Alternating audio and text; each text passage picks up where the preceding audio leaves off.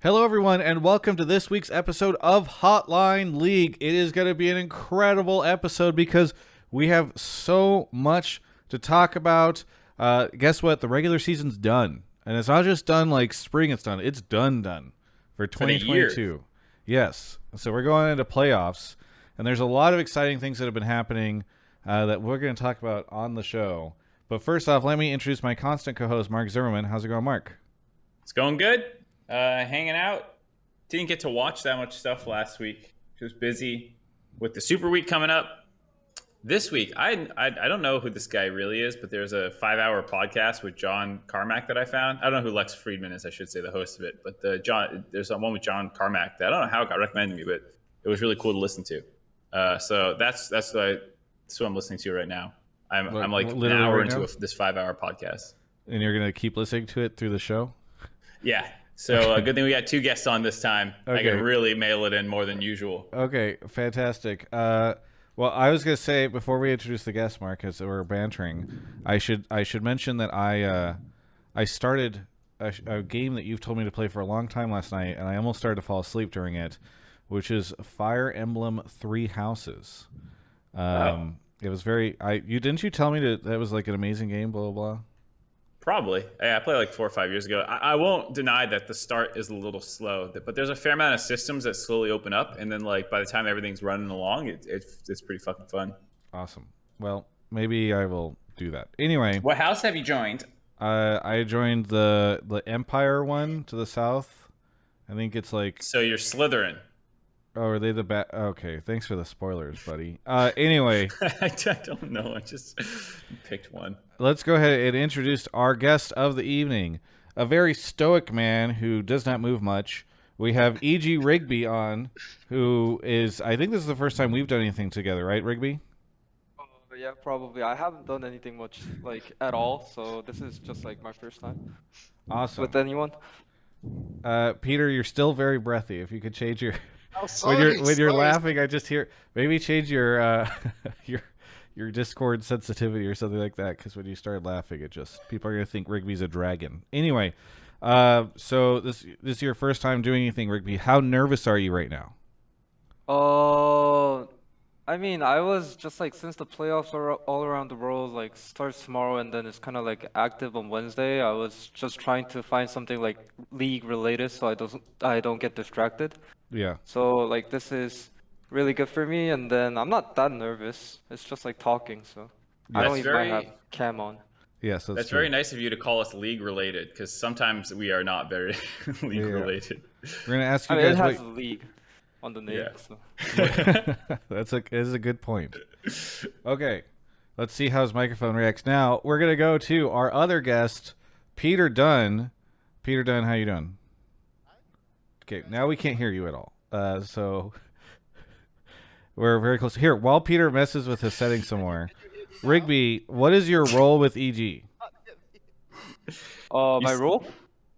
Yes. What do you do with EG exactly? For the people that don't know. Because you've been more behind the scenes, so. So I basically like do the draft prep, like that was my main thing in like Spring Split 2, and then like moving on to summer, I've been dealing review too. Like I'm just being like whatever like job related stuff that a coach has to do while like being friends with all the players. So it's just not one thing, but it's just being into like the players' lives and then just doing my job as a coach. Like both are my jobs, I think. Gotcha. Okay, so you manage the players kind of, and you're doing draft prep? Yeah. Okay. So if there's a bad draft, should people blame you? They should. Okay. Fantastic. The reason the drafts were also bad in spring was because Rigby wasn't here yet. That's the reasoning as well. If you remember way back in the middle of spring, everyone was like, "Oh, the EG drafts." It's because Rigby wasn't here in person. Is that true, Peter Dun? Can you guys hear me? Please, yes, you got very quiet. You're very quiet. I think what you did is you somehow, instead of turning down your mic sensitivity, you have turned down your output volume. Oh, my output volume. Yes. Yeah, we want output up, but you want to turn the noise gate up as well, so it cuts you off more. Or you can. Okay, There's a lot of. Is this better? You're still here. Let me see if I turn you up to 200%. Can you talk again? How about now? Is this better? I think so. Twitch chat will let us know. But let's just go with it for now. So, is it true, Peter Dun, that all of the draft failures in Spring Split were because Rigby wasn't here? Sure. Let's go. Let's go with that. It was all on me. That's what went wrong in spring.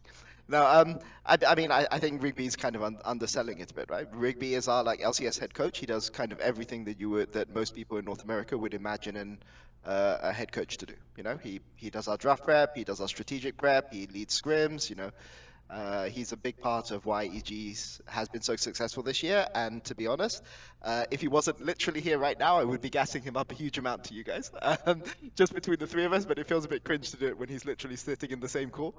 I mean, I think you just gassed him up a ton. I don't know what you would describe what you just did. I don't think I'm doing full justice to the great work that he's doing on EG. So yeah, looking forward to seeing a show tonight. Fantastic. I don't think I've ever interacted with Rigby directly, but at spring finals, I don't remember if it was the third place match. No, it was the final week finals because I wasn't working the finals. I was trying to get my girlfriend in to the arena, and it was just like this whole thing. She had a ticket, but she went to the wrong entrance or something. And during that time, I saw Rigby step outside and then try to step back in, and then he also got into trouble trying to get back in. So I don't know if I don't think you guys ever talked about that, but I watched him step out past one security guard. Like the security guard's changes, and then the new security guard did not know who he was, and they're like, "Who's this guy trying to break in the middle of finals?" That's like after game 1 or something. Yeah, I wasn't like even shocked. I was just like, okay, you're gonna like let me get inside eventually, so I'll just wait. And then that guy just let me in after. That's great. Okay. Well, regardless, Rigby, is this the only time you're ever going to be in Hotline League? Because I remember you tweeted that like this is the only split you're going to have because you have to go back to Korea after this. Probably. I mean, I'm always down for that, but like, when I go back to Korea, like probably like January, February, I have to do like military training for like 4 weeks, so I will probably be unavailable to do it on that point. But apart from that, it's just community service, so I'll have a lot of time. Okay. So it's not like you're going to be gone forever. Yep. Okay.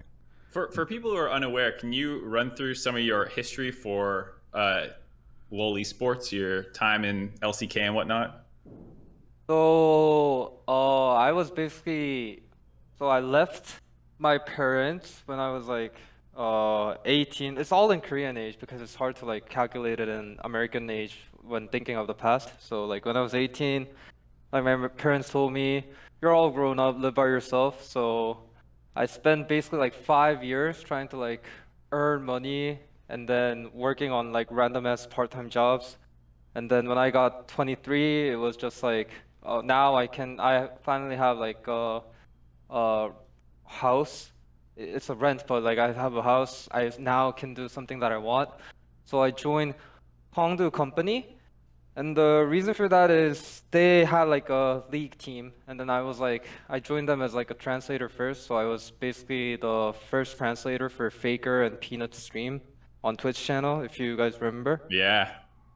And then after that, after a year, like the CEO kind of like I was in a lot of deals. Honestly, I was the only English speaking person on the company as a whole because like they couldn't find another person. So I was on a Overwatch deal with like Kongdu Panthera to C9, and then like since I did all of those like pretty fine, the CEO just gave me opportunities to start coaching.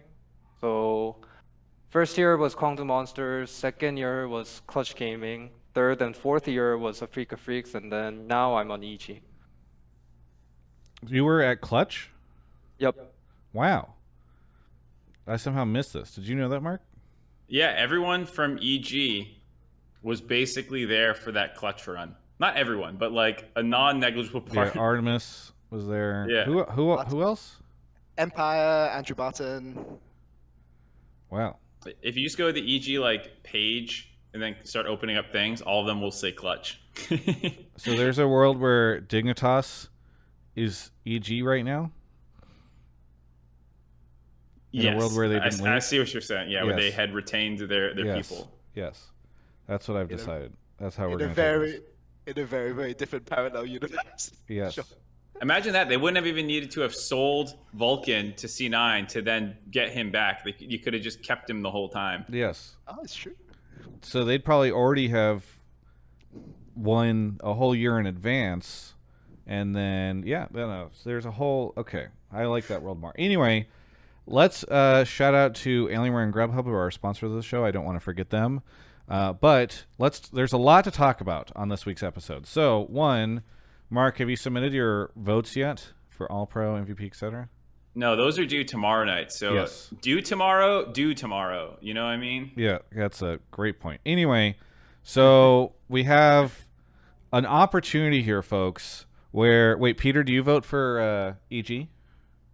We're discussing it. I think Earl will probably vote this year, but this split. But I still. When you say put my Earl, ballot you up. mean Rigby, right? Yes, Rick. Yep, yep. Okay, so Rigby, well, regardless, either Peter or Rigby sounds like will vote, and it sounds like they haven't voted yet. So listen, Hotline League callers, you have, in this moment, 3 people who you can somehow try to make an argument or influence to get us to vote the way that you want on MVP or All-Pro or whatever. So that's a huge thing we can do tonight.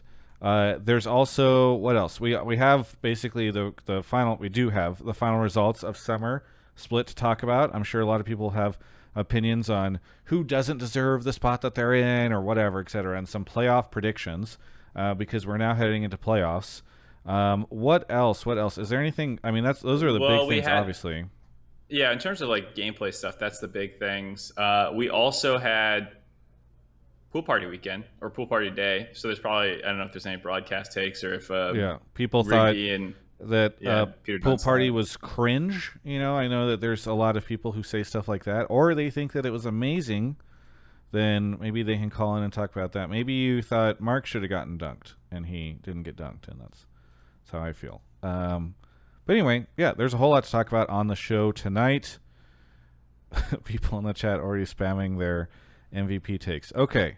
Yeah, Peter also put out his splitly. Yeah, it's not weekly. Yeah. It's whatever. Splitly ballot. Yeah, I always do the ballot publicly so that people can flame me Yes. if they want. So we won't read all of them, but your All-Pro team would be, because you can't vote for EG players, Yeah. Someday, Santorin, Abadage, Berserker, and Sven. The Sven one is very fascinating to me. Someday would be your MVP, and Dokla, your most improved player. Rookie is Berserker. Coaching staff, top coaching staff is CLG. I mean, So- you have to give it to CLG, no? I don't know. I mean, Travis it depends. will find a way to disrespect them. No. Sometimes people give. I feel like in the same way that MVP is often like like people have different takes on what MVP means. I think sometimes people are like coaching staff often just goes to the team that like won the split or got first in the split. So like presumably in that case it would be you guys. So I'm not saying where my mind's at. I'm undecided at the moment, but I can be swayed for tonight. I feel like that's why they're on tonight. Is that like Rigby and Peter want to sway public minds, start their little campaign here for why they should get it over CLG. Rigby, why should you get coaching staff of the split over anybody else? I don't want to be cocky because like I have like a clear player gap, to be honest, to like hit the first place. But like since I'm like gonna be a goner next year, I'm gonna be honest, I pretty much like gapped all of them pretty hard. Also, Yeah, player Okay. gap and coach gap. So Yeah. here's the thing. Sadly, if you're gone next year and EG sucks, that's when people are really like, "Wow, Rigby got robbed last split." If you don't get it this time, haha, maybe. Yeah. Yeah. All right. Shall we hop into calls, Mark? sure. Do you want to we can explain take how the show calls. works?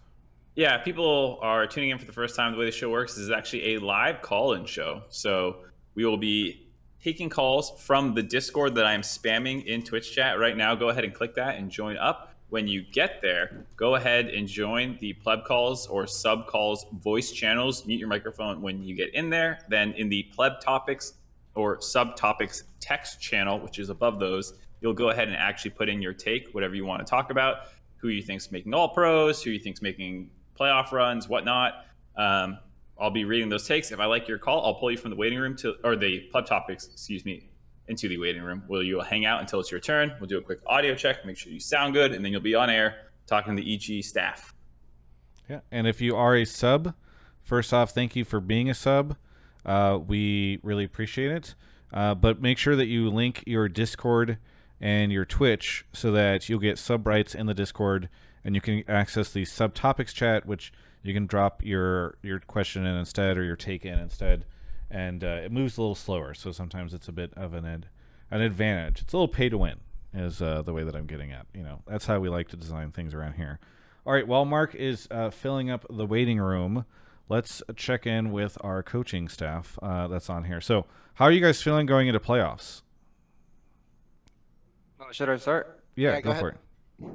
It just basically start like I can finally do my job. Like LCS is BO1 while like LCK was like BO3 at the minimum.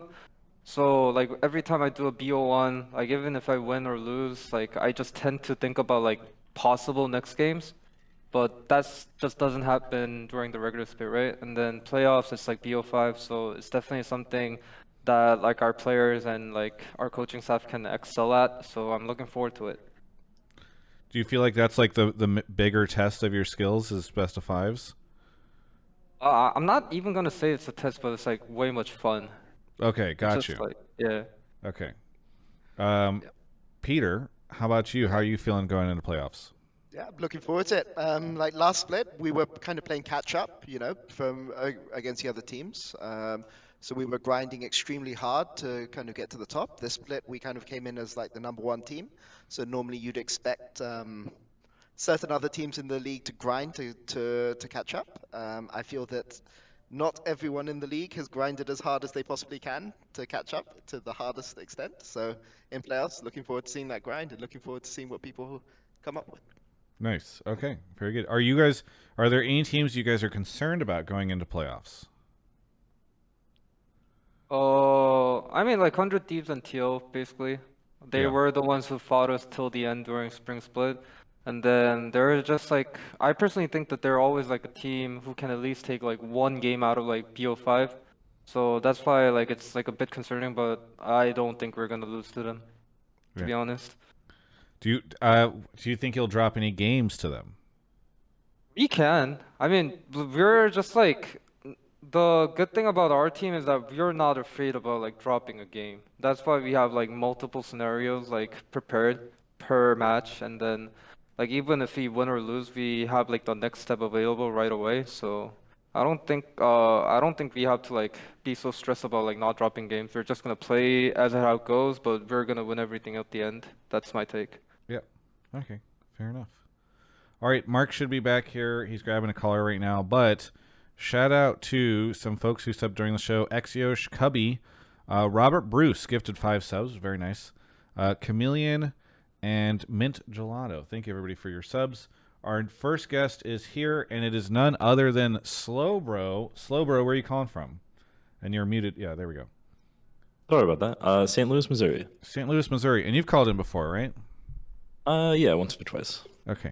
Well, what do you want to talk about on the show? Sorry, I lost my take here. So what are the expectations for EG going into Worlds? They are clearly the best chance that NA has in international competition, but they also did lose to every real threat at MSI. So should we expect another round of development? So this is it's more of a question for the coaching staff, you're saying, right? Yeah, sorry. Okay. Also, you're saying going into Worlds, I know maybe you're confused because of G2, but are you aware that these guys are not currently qualified for Worlds yet? I am aware. I'd be quite surprised if they didn't make it. Okay, very good. So I just love this trap question right out the gate where it's like, yeah, you guys are clearly looking past playoffs already. Okay, so what are expectations for teams or for EG going into Worlds? I don't know which one of you guys wants to start. You want to go first out, or should I? Oh, you can. Okay, so let's put it this way. We learned a lot from MSI, but there's a big difference between MSI and Worlds in that, firstly, the teams that are at Worlds are going to be worse than the teams that are at MSI, but also we have the home crowd behind us. And actually, if you look at this EG team, the more there's a home crowd, the larger the crowd is, especially for North American crowd, the better the team does. Like you look at our record in quarantine, it's like 14 wins, 12 losses. You look at the record in the studio, it's 19 wins, 6 losses. And you look at the record in stadium, it's 6 wins, 0 losses, right? And obviously that's, there's been more crowd in front of more people. So we're going to have the home crowd behind us, which is going to be a huge boost. We've learned a lot about playing against international teams. But also I think we've learned a lot at this MSI about how to lose productively. And I think that that's something that we weren't really challenged in spring because we just won like every single scrim. And even though we were losing games on stage, I don't think we ever seriously thought that we were not going to be one of the best teams at the end of the split. But then we went to MSI and we lost quite a lot of games. We lost quite a lot of scrims. And I think the big thing that I've noticed coming into this split is how well that we are, the players in the team are dealing with in review with recovering from losses. And like, just as a coach who's coached on many different teams, the lack of tolerance for bullshit on this team is like really high. Like if you've just had a bad game, you just say, okay, I had a bad game, move on. What do we learn from this game?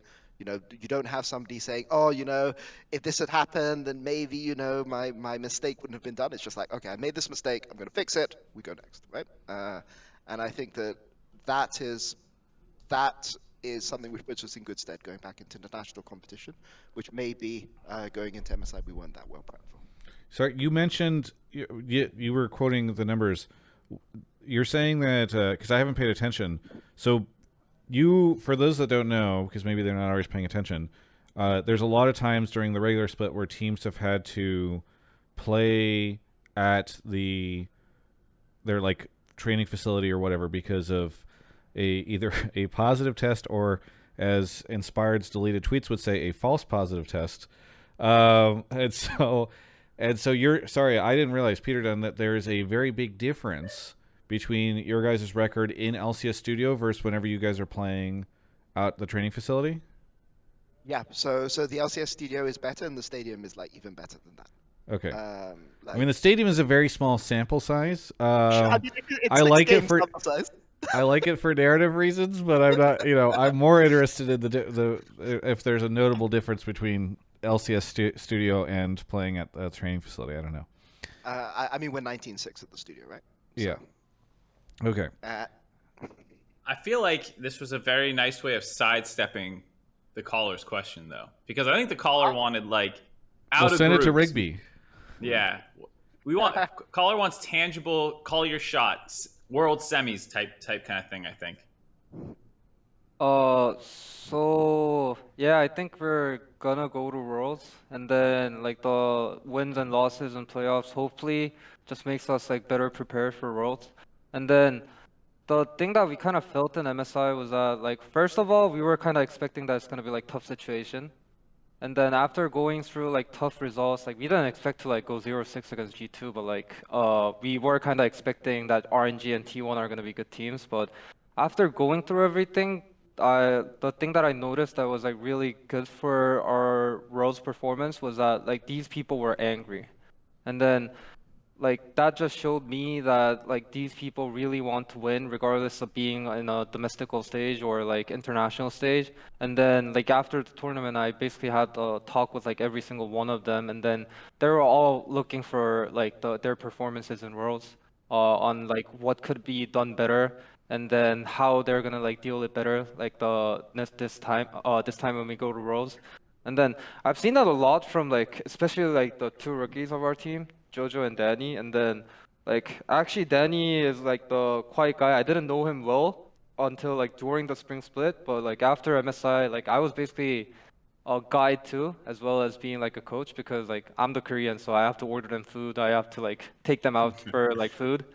So I had like a lot of talk, and then I even felt like Danny is like eager to win. And then seeing all of that, and then luckily that since Worlds is gonna happen in NA this year, I think it's gonna be a huge advantage for us. And then I don't know, it always has to be like lucky going out of groups, but if we go out of groups and then it's just like quarter final, semifinal, I think that just depends on like how it looks at that point. But if we get out of groups, I'm pretty confident we can like even go to the semis.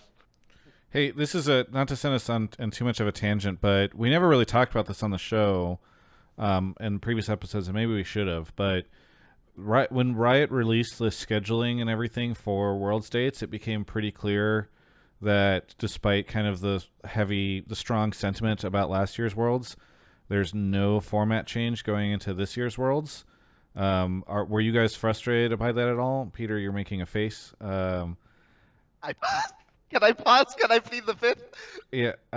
It sounds like you're. I mean, it's. You can not say anything and just nod if you agree that you wish there were changes, or shake your head. You can be cold. You could be, trying to look up. I mean, is it really that bad for you guys to say you wish that the format was different? Why? Okay, so I've got one question. Why does EU get to send 4 teams uncontested instead of NA? Haven't they had better historic performance? But it's only the last 2 years.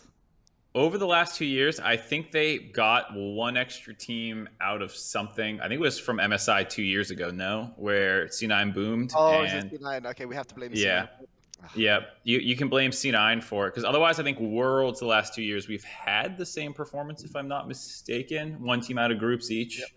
Yep, at Worlds and at MSI. Yeah. I feel like from a technical speaking, there was even a chance. Didn't people say that last year we did slightly better than them at Worlds? I think it's like we had like one more game on them or something. We won one more game, but Fnatic also imploded. So it's kind of true, but like only if you squint your eyes. Yeah, and but you scrub out the shouldn't be details. making format decisions by being like, well, Fnatic imploded. You know what I mean? Like it's such a weird. Well, again, they're not. They're making it based off MSI last split. So like, I don't know. My hot take is I don't think fourth seeds add. I think I told you about this before, Travis. I don't think fourth seeds add anything to the tournament, because it doesn't help with regional representation. These regions already have 3 teams there. The fourth seed's never going to win Worlds, in my opinion. Maybe I'll be wrong one day and I'll eat crow for it. But like, you're getting like somewhat better games, and like you're getting more Chinese viewership, which I think is the one like thing you can really sell on, is like the major region teams technically are going to bring in more viewership most likely than the minor region teams. Yeah. But like, from a competitive standpoint, it's only marginally better. And from a like representation standpoint, it's worse. So I think fourth seeds are like whatever to me anyways. The only kind of counter argument to that is maybe this is too specific of a situation, but it's going to be played in North America this year, right? And one of the things that is happening is Kelby is thinking about going with Julie, and they're going to be in New York, but they can't make it to the first part of groups. And so they have to go to the second part of groups. But if you're buying a ticket, if you are a North American fan and you're buying a ticket for groups in New York, when they go on sale, you won't know what the schedule is yet. Although I don't know when the fuck tickets are going to go on sale. It's actually crazy they haven't yet. But regardless, so you don't actually know if you're buying a ticket for a day where no North American team plays, because that happens in groups, right? Where you could just be buying a ticket. Yeah. And so that's kind of a shitty feel, I think. I mean, it's a little specific, right? But similar things happen in the first half even, where you can, like, because one group doesn't play each day, like, I don't know. I mean, just even not North American specific. If you're just a T1 fan and there's going to be that second round robin where they play all their games on that one day, everyone wants to buy that day's tickets. Yeah. You just don't know when it is yet. Yes. You also don't know when tickets are. Why aren't tickets? They haven't said where it is or when tickets are going on sale, right, chat? Like, it's getting kind of crazy, I feel like. Maybe I will reach out to them and express disappointment. Okay. Anyway, I'm gonna complain online for engagement. So no. I said reach out to them, and reaching out is the opposite of complaining online. Unless you want to count. I didn't hear the email. reach out. I'm sorry. Okay. You would never. You have more knowledge than anybody else on how often I reach out. Anyway, okay, so let's wind this down to say, Peter Dun, what was his answer? He was frustrated about something, I don't know. And then Rigby came in with the real answer, which is they're going to do great because the players were pissed that they didn't do as well as they could have at MSI. Am I getting that correctly? Yep. Okay, great. So Slowbro, does that answer your question? Yeah, a little diplomatic, but I'll take it. All right. That's fair. Thanks so much for the call. Anything you want to shout out before we go on to our next caller? Yeah, shout out Mark's TikTok. Very cute aesthetic TikToks. Okay, but mine TikTok is haven't made one actually in crushing it forever. right now. I So know, post more. when nobody needs to see Mark be like, watch me slice this banana for my girlfriend at 6:30 in the morning. Okay, I'm putting League of Legends esports content on my TikTok. Travis, you only think about numbers, all right? I think about expressing myself creatively. All right, not everyone cares about watching me slice bananas at 6 a.m., but for the people who do, I'm killing it. Mark, if I cared about numbers, this show would be wildly different. Okay, thank you so much, Slowbro, for you the call. fucking put Twitch emotes Catch on. you. We'll catch you next time. All right. Thanks. Mark is off to grab the next caller. Thank you to BD's Bluejay, Kanoke, or Bluejay for 40 months. Wow. Kanoke and Omega Diamond Zinc. Thank you, everybody, for the subs. Really appreciate it. All right. Let's see. Mark should be back here in just a second. Where are you right now, Rigby? Are you in your home, your apartment? Yeah, AO apartment. Okay. I wish we could see. I'm sure it's a great. Okay, Zemelci is here. Zemelci, where are you calling from? I am calling from the London, United Kingdom. London, United Kingdom. And what do you want to talk about on the show? You're a little breathy too. I know we got breathy mics tonight, but Sorry, I got a new microphone and You're it's good. not as good because my headphones died on me. Oh, I'm sorry to hear that. What do you want to talk about on the show? So my take is, and I realise that this is slightly throwing Rigby and Peter under the bus. I actually wrote this before I knew they were guests on the show. The best thing for both EG and NA would be for EG to come second in playoffs after a close finals. And then my side take to this is that if Inspired leaves EG after this year, he's a fool. Okay. And so Go ahead. I definitely need to give this a bit of follow-up. But so basically, the reason I think EG coming second would be good for NA is that I think that, like, if you look at EG during regular season, you look at EG basically after their playoffs run in spring, it feels like no one is truly challenging them. Like, they'll drop a best of one game, but that's partly because it's best of ones, and especially in the current meta, you can be surprised enough in draft, particularly by a thing that, like, you don't Oh, did we lose you? know. All Oh. games can just scale late enough that, oops, you lost an old Drake. Oh, I hope not. No, you're you're only good. for a There's just a second, bit you're of a good. lag spike, Okay, but you're cool. good. Sorry. But yeah, like, oops, you lost an Elder Drake. But, like, otherwise, EG haven't really been challenged. So, if they actually get to a finals and have, like, a 5-game series against, like, I don't know, 100 Thieves or something, and it's, like, banger series, then, one, I think, like, EG players need to feel like there's a reason for them to try hard in NA. Because, like, you had that JoJo interview where he's talking about being bored. And, like, if Inspired feels like he's just hands down the best jungler in NA, then there's going to be a voice at the back of his mind going, why don't I just go back to EU? And so I think, like, having EG lose is good for EG in the long term because it helps keep a fire under their arse to keep improving.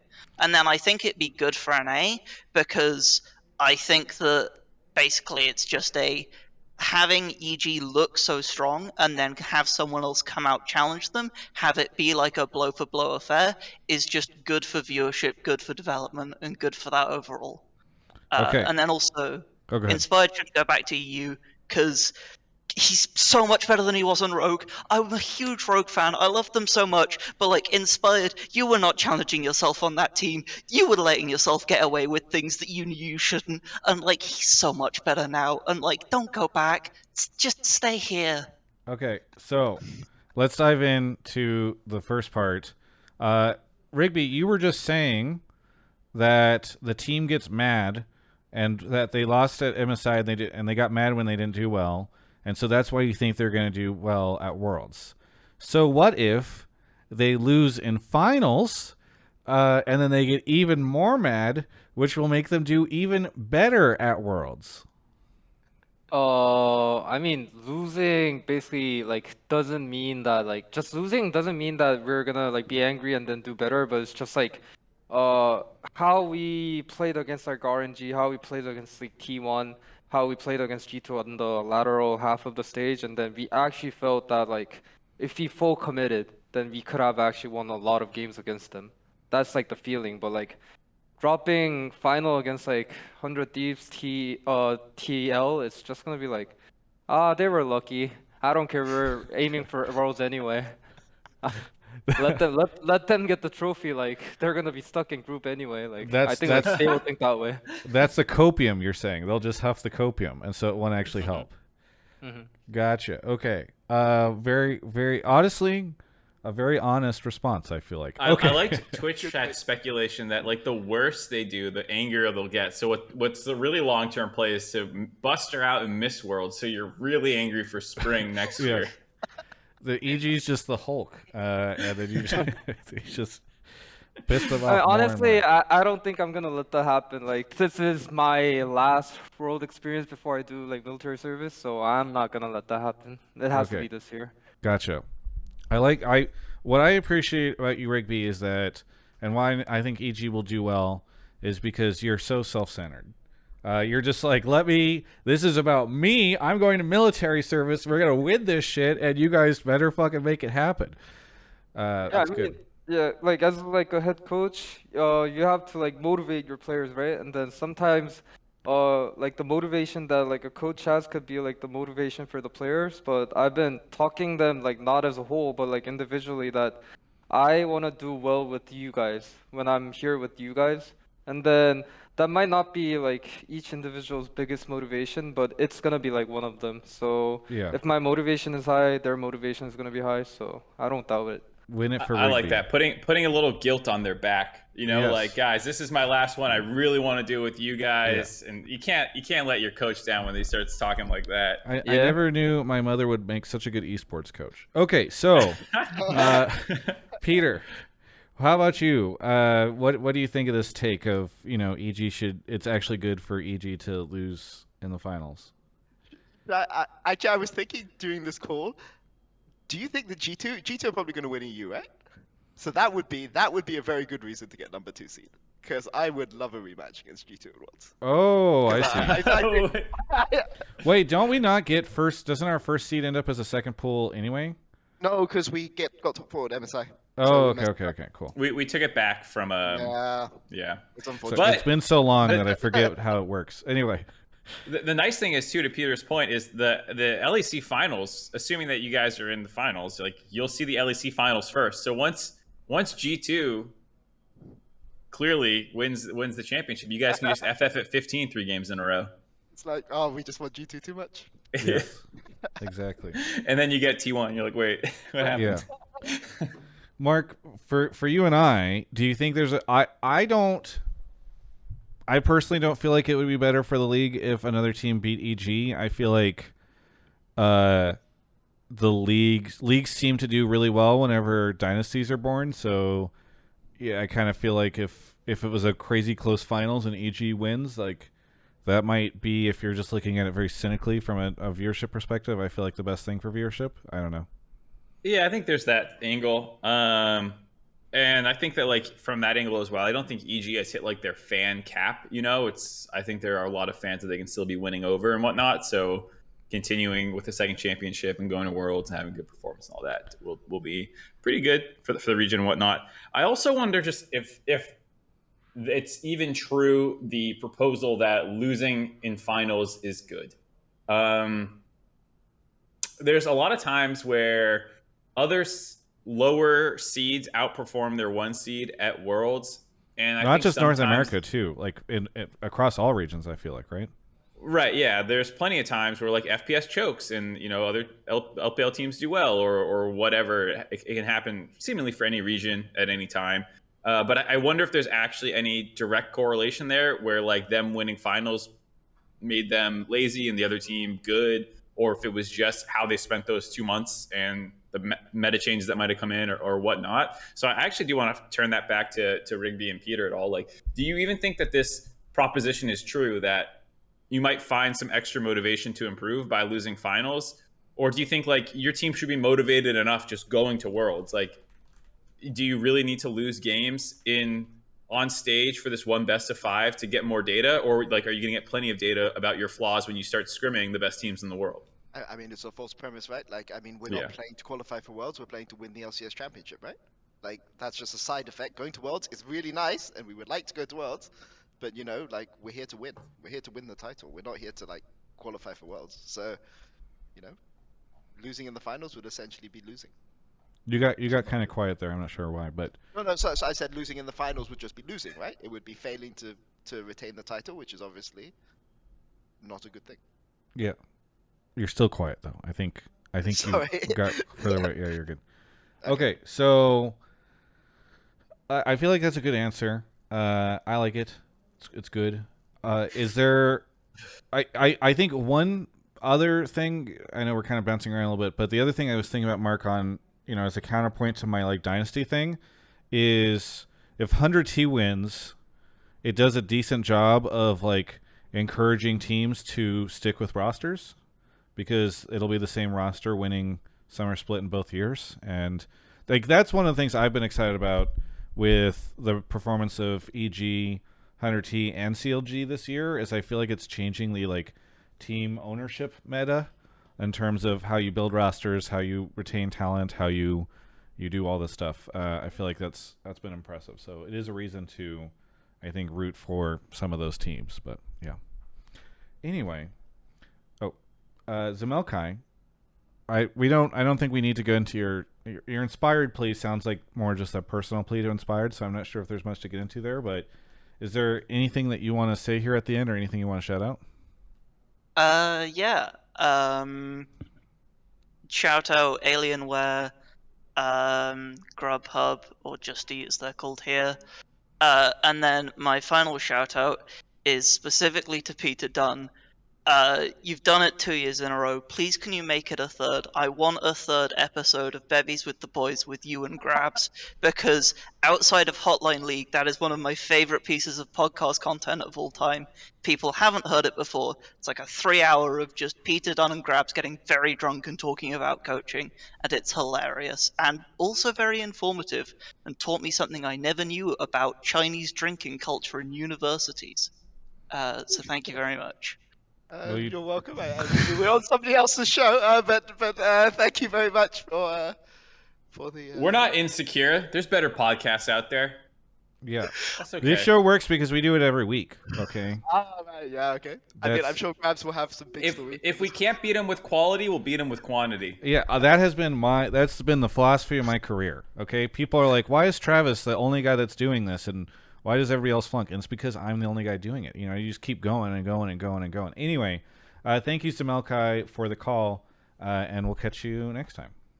Thank you very much. Have a nice evening. Yeah. All right, we're going to take a quick break. But before we get into the break, I wanted to ask a question to Peter while we have you on. What do you think of the Vitality stuff?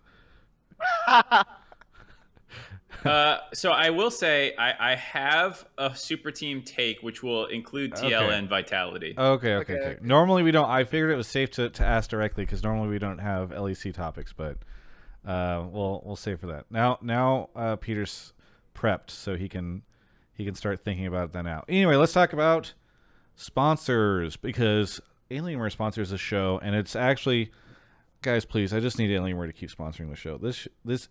I just booked some of the World's stuff, and it is getting incredibly expensive. Also, if anybody is in New York, if I'm going to all of groups and quarters, it's going to cost me something like $12,000 or something for like 2 hotel rooms for all of that. So if anybody has any suggestions on like renting for, like, if you can get a discount on renting places for longer. I don't know. Maybe I'll do Airbnb. Just let me know. Anyway, I would not even be able to consider covering Worlds this year because of how expensive it is if it wasn't for Alienware. So thank you so much to Alienware for sponsoring everything that I do. It's been fantastic. I know a bunch of you guys have been purchasing Alienware products via the link that is in the description of this video. People still sometimes ask me, like even Raz asked me today. Here, Raz messaged me, and this is a true story. Where did he Twitter DM'd me. I'm going to leak the DMs. Wait, where was it? Was it Discord? Maybe it was Discord. Yes, it was Discord. Raz is a big Discord user. He said, in all capital letters, Travis, what is your Alienware code? I'm getting the most costly PC possible to support Travis Gafford Industries. So, one, I really appreciate Raz doing that. But two, he said code. And while I want you guys to be able to use the code, also make sure you use the link. Because the link is now, with the new way that Alienware has it set up, some of your purchase actually does come back to Travis Gafford Industries because of this new thing that we've been doing for the first time in the history of our partnership. So please make sure that you use the link, alienware.com/Travis. It's very helpful. I really appreciate it. And thank you so much to Alienware for sponsoring. I'm laughing because I saw somebody in the chat that just said, sign a 1-month apartment lease for $10K. Maybe? Is that a thing you can do? Who knows? Okay. But anyway, thank you to Alienware. Please use the link when you make your purchases. They've got some great stuff over there. We love Alienware. Check them out. All right. Next caller? Yes. Thank you to... Is Braz in the chat? I thought I saw somebody messaging him. I don't know. Anyway. Thank you to... John Zoidberg, PhD, for gifting a sub to Monster, John G365, the Noblet, 30 months, Little Man, and Real Foxy 1. Thank you, everybody, for all of the subs. Let's see. We should have Mark back here in just a second. If you're just joining us, we're joined by Peter Dun and Rigby, coaching staff for EG. Some of the how many people are on the coaching staff, Rigby? I think Peter knows better. He's the head, so he should know better. Holy moly! 1, 2, 4, 7, 9. 9. There's 9 people on the EG coaching staff across the 3 teams. Across the 3 teams. Okay. Including analysts and things like this. Yes. Who's your favorite? Who's my favorite? What's the name of? We have a guard dog who sits outside our players' room, making sure nobody goes in when they're in scrims.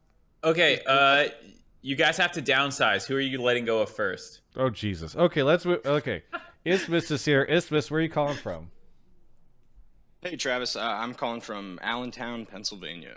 Allentown, Pennsylvania. What do you want to talk about on the show? I had 2 takes, but my first one was that I think that even though TL, 100 Thieves, and Evil Geniuses are pretty much unanimously, I think, the 3 strongest teams right now in the LCS, I do think that one of them is going to collapse, and I think most likely the team that's going to collapse and not make Worlds is probably going to be TL. Oh, boy. Okay. I mean, so I think the collapse is a hot take. I don't know if picking them out of the 3 is the hot take. But, Mark, what were you going to say? I was going to add the footnote that there's a lot of TL hate in the Discord and just like on Reddit right now about like not disliking the people necessarily, but like the way the org was constructed. I think they have a lot of people hoping that they're going to fail. Yeah. No, I get flamed all the time for suggesting that I think it's important they make Worlds for North America. You would be angry. Burned at the stake for that on Reddit. Yes. I don't. Maybe it's TSM. TSM moved out of the spotlight, and so now it's time to hate on EG. Anyway, Isthmus, noted EG hater, or sorry, TL hater. Why do you hate Team Liquid? Actually, I'm actually a TL fan. Or like my favorite teams right now are probably EG and CLG, but I've always liked TL. So it sucks to say this for me. I just don't have any confidence in the team. I actually am more of a 100 Thieves hater, if anything. But I just don't know, like especially watching the collapse this weekend against 100 Thieves, it just feels like I don't have any confidence that TL like knows how to win against other confident teams, if that makes sense. Like I think any of the teams left in the playoff, at least the top 6 teams in the playoffs, I think all have a decent chance to take wins off them. I don't think they're. I just don't think they're very good at. They can draft for scaling and then still get a 4K lead and then still lose. I mean, arguably, 100 Thieves had great scaling to that game, but you know what I mean. It just feels like they haven't figured out how to win. Like they just collapse every mid game to late game, and it's just like that does not fill me with any confidence whatsoever that they'll figure it out at this point, if that makes sense. Even in a best of 5?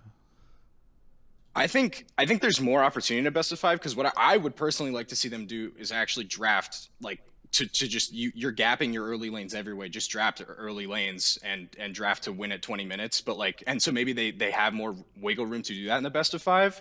I just I think EG and like CLG and 100 Thieves just have more of like a killer instinct right now to like actually close out games and win games and be decisive. All right. Well, let's get into it. Rigby, what do you think? So what I noticed on my first like playoffs like this year was basically that there are chokers, like clear chokers that choke on stage and then really underperform. And then we kind of felt it against like TL and Deeps. I'm not gonna say who, but like there were not just one, like multiple chokers on both teams. So that might just happen again on stage, and then if we consider that a possibility, then anything can happen, right?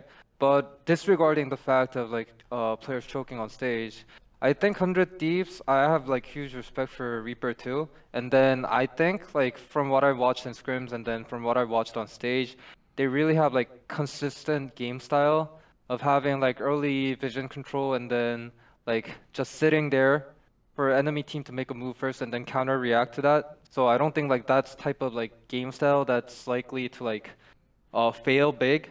So I think like 100 Thieves is likely going to Worlds. And then in terms of TL, I don't know. Honestly, like they're definitely like promoting like much more of like early game comp and then ending the game early with the massive lead in the early game. But I think the only person who kind of like understands how to win game early is basically Core and Hans Sama, if anything. I mean, Hans Sama is, I'm not sure about Hans Sama too because his ADC, like, he's not a role that wins game early. He's like waiting for the game to hit mid late game and then like carry himself. So probably only Core. Apart from that, Whipple wasn't Fnatic. Like Fnatic wasn't like a early game team. They were just like picking something like Sivir Rakan when Reckless was there, just clearing mid and then playing towards sides and then winning games based on that. Santorian, I mean, has been playing TL for a while and then TL has been winning with like late game comp. Same for Bjergsen. So I think they might fail if they have like a disagreement between each and one of them. Gotcha. So that's my take. Wait, but you said if you have the majority of the team that want to play for late game, how's there a disagreement between each of them, right? Sounds like you were saying Core is the only one that wants to play for early game? I mean, Core knows how to win games early. Like, Yeah. I had talked with them, and then I heard like stories about him like playing in Samsung too. Like, he basically knows like each and every way of winning the game, and then he just plays accordingly to the comp. That's what I believe. Even though like his individual performance can go up or down from time to time, like his understanding is there.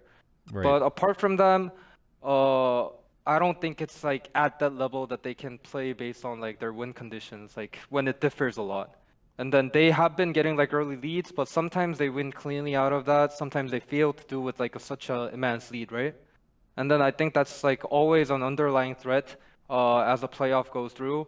And then it's just gonna be hard to like get a draft that each and everyone would like. And then it will be hard to like review the game that each and every one of them like. And I think like inconsistency is a factor that can hurt their like World's chance for like doing well in playoffs. So comparing 100 Thieves with TL, I think like 100 Thieves has more chance of being more consistent.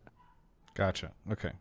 I've just been listening this whole time, waiting to ask. You have to name and shame the chokers. You don't have to, but everyone is wondering who are these chokers. I mean, I don't know, like, yeah, I mean, it's not my team, so I'll just say it, and then I'm gonna be a goner, so nobody will look for me for the next 2 years, sure. I mean, like, in spring playoffs, TL, like, I could see Buipo and Hansama choking hard, like, real hard. And then even on the last game that we won 3-0, like Core was choking too. He just was like frightened to lose, and then he was like just basically throwing, hoping for something can happen. Okay, that was the case for TL in spring, and then for 100 Thieves, like Abu Dog, it was just 5v4. Yeah, like there could be another choker, but like Abu Dog was just like letting us win the game for free. So, I mean, Jojo was definitely good.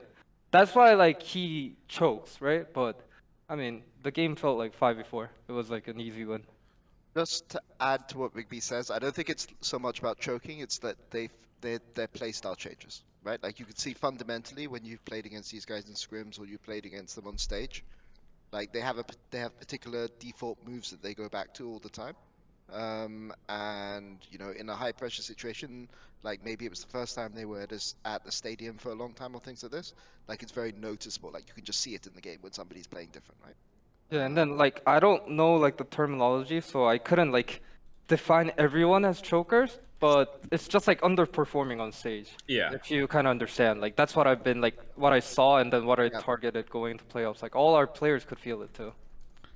So would you say, Peter Dun, that their playstyle changes where in scrims their playstyle is good, and then when they get on stage their playstyle becomes bad? Because I don't know if good and bad are play styles. Play styles. I think it's just that there's like very like when you study a player for a long time, when you scrim against them, when you analyze them, when you scout them, things like this, you can just notice how they're playing, right? Like it's just very, very noticeable that something is up, and it's not even like like I don't know if choking is the right word. It's like it's just there's something different, right? It's they're just playing like scared. it can be playing scared, can sometimes be playing too aggressively, right? I think it's Those- just like sticking to comfort zone. They Exactly. want to go back to their comfort zone. Yeah. Even What when they're they not. won games with, like Blippo going back to Fnatic days, like Hansama going to like Rogue days, like where he stomped lane, and then Core thinking about like Samsung days, like where he gets like a good engage and they win the game from that. So I kind of like that. Gotcha. Yeah. On the flip side, just since we're kind of down this rabbit hole a little bit, there's also people who are kind of coined like stage players. Are there, even on your own team, I think this is less of a shot versus a choker, but like, is there anyone who you see in scrims who doesn't seem to impress you, but then on stage they always step up, or that they're usually making like much better plays than they are in scrims? There's like opposite. Someone like who impresses me in scrims and then disappoints me on stage, but like there's not the other way around. That's how it feels like. Gotcha. Yeah. Basically, like probably Impact if I'm to say anyone. I was gonna say Impact or Danny.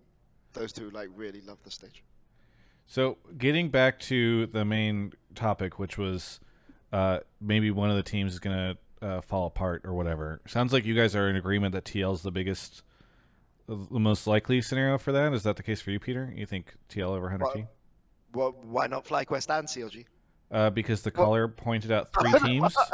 I say why not both? Why not both? Why not both? Why not both? Oh, you're saying both teams will choke and fall out. Oh, why not? Why not? Since we're going in that direction, no. I mean, I think it'll be all 3. I think that 100 Thieves, when they need to go back to their comfort, they know what to do. They know how to grind out a win, even if they're playing really badly. Whereas my only concern is when TL are not playing well, how do they win?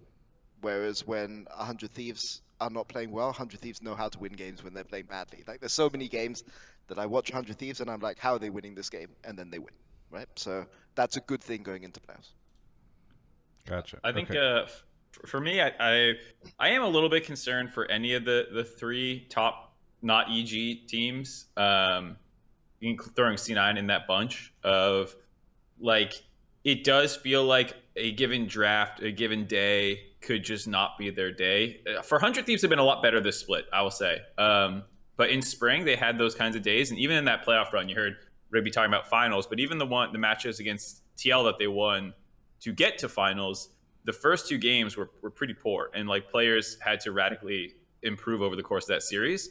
And I think that they're a team that can sometimes just have an off game. Team Liquid is clearly that way, where like any game versus a competent team can somehow slip through their fingers, it feels like, where they can have big leads and throw them more so than anyone else of the top 4 teams. Like C9 from massively ahead doesn't seem to have that throwing problem. Same with 100 Thieves or EG. It's like Team Liquid in the mid game can stall out. And like, I don't know how they dropped that game this weekend versus 100 Thieves, where all 3 lanes are smashing and their laning's fine. Like Bjerg just had a number of terrible team fights in a row where he contributed almost nothing.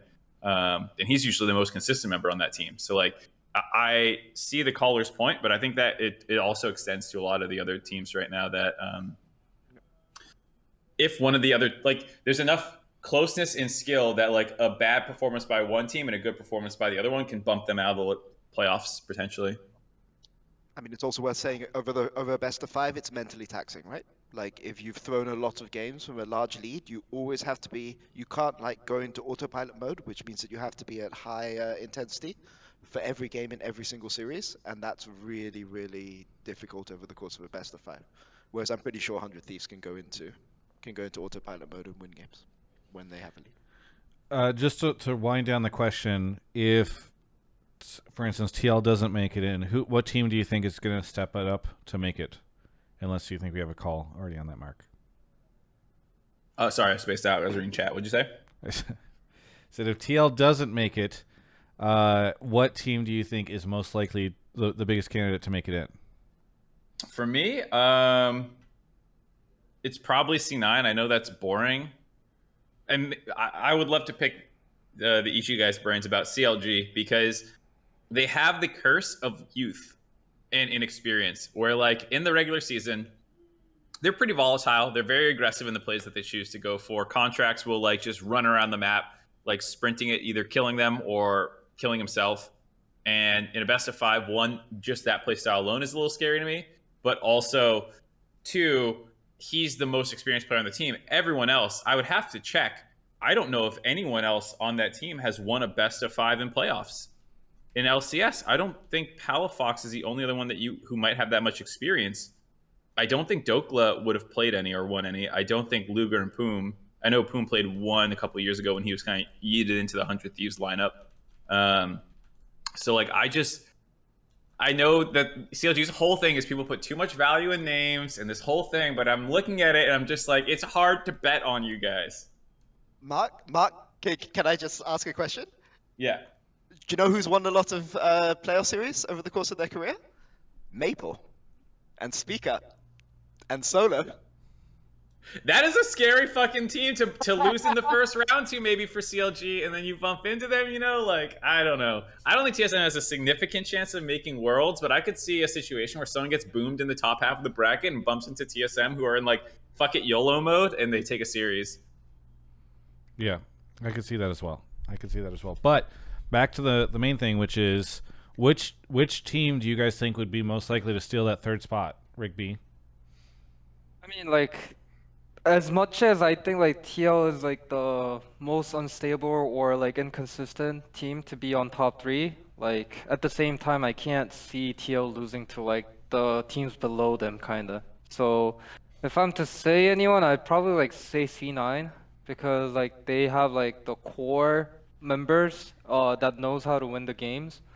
And CLG, I don't know, I've worked with like Thinkard before, but like he just strictly tends to stay under like comfort zone when it comes to playoffs, so I don't think CLG is gonna do that well. Or maybe he's changed, I don't know. But I think C9 is like possibly the most likely candidate. Yeah, I think so. I think C9 as well. Just to circle all the way back to your original question about people who are garbage in scrims who are really good on stage. Jensen is a very, very rough scrim player, but always shows up on stage. So you know, you never know what you're going to get from him. It's very hard to judge his level, and I guess we'll get to see that on in the playoffs. Very good. All right, thank you so much, Isthmus, for the call. Anything you want to shout out? Yeah. Not that it matters, but also my pick is CLG if TL is going to lose. Just throwing that out there. Not to break with all the experts, but Yeah, shout out Mark. You're always one of my favorites on the broadcast. Really enjoy every time you're there. Travis, love all your content, all the interview stuff, and then also even I was in for some of your Warhammer 3 streams a while ago. Love all your stuff. Wow. Shout out Alienware and Grubhub, and shout out my girlfriend who came and watched this just because she was excited that I got picked to call in. So, Nice. Thanks, guys. Aw.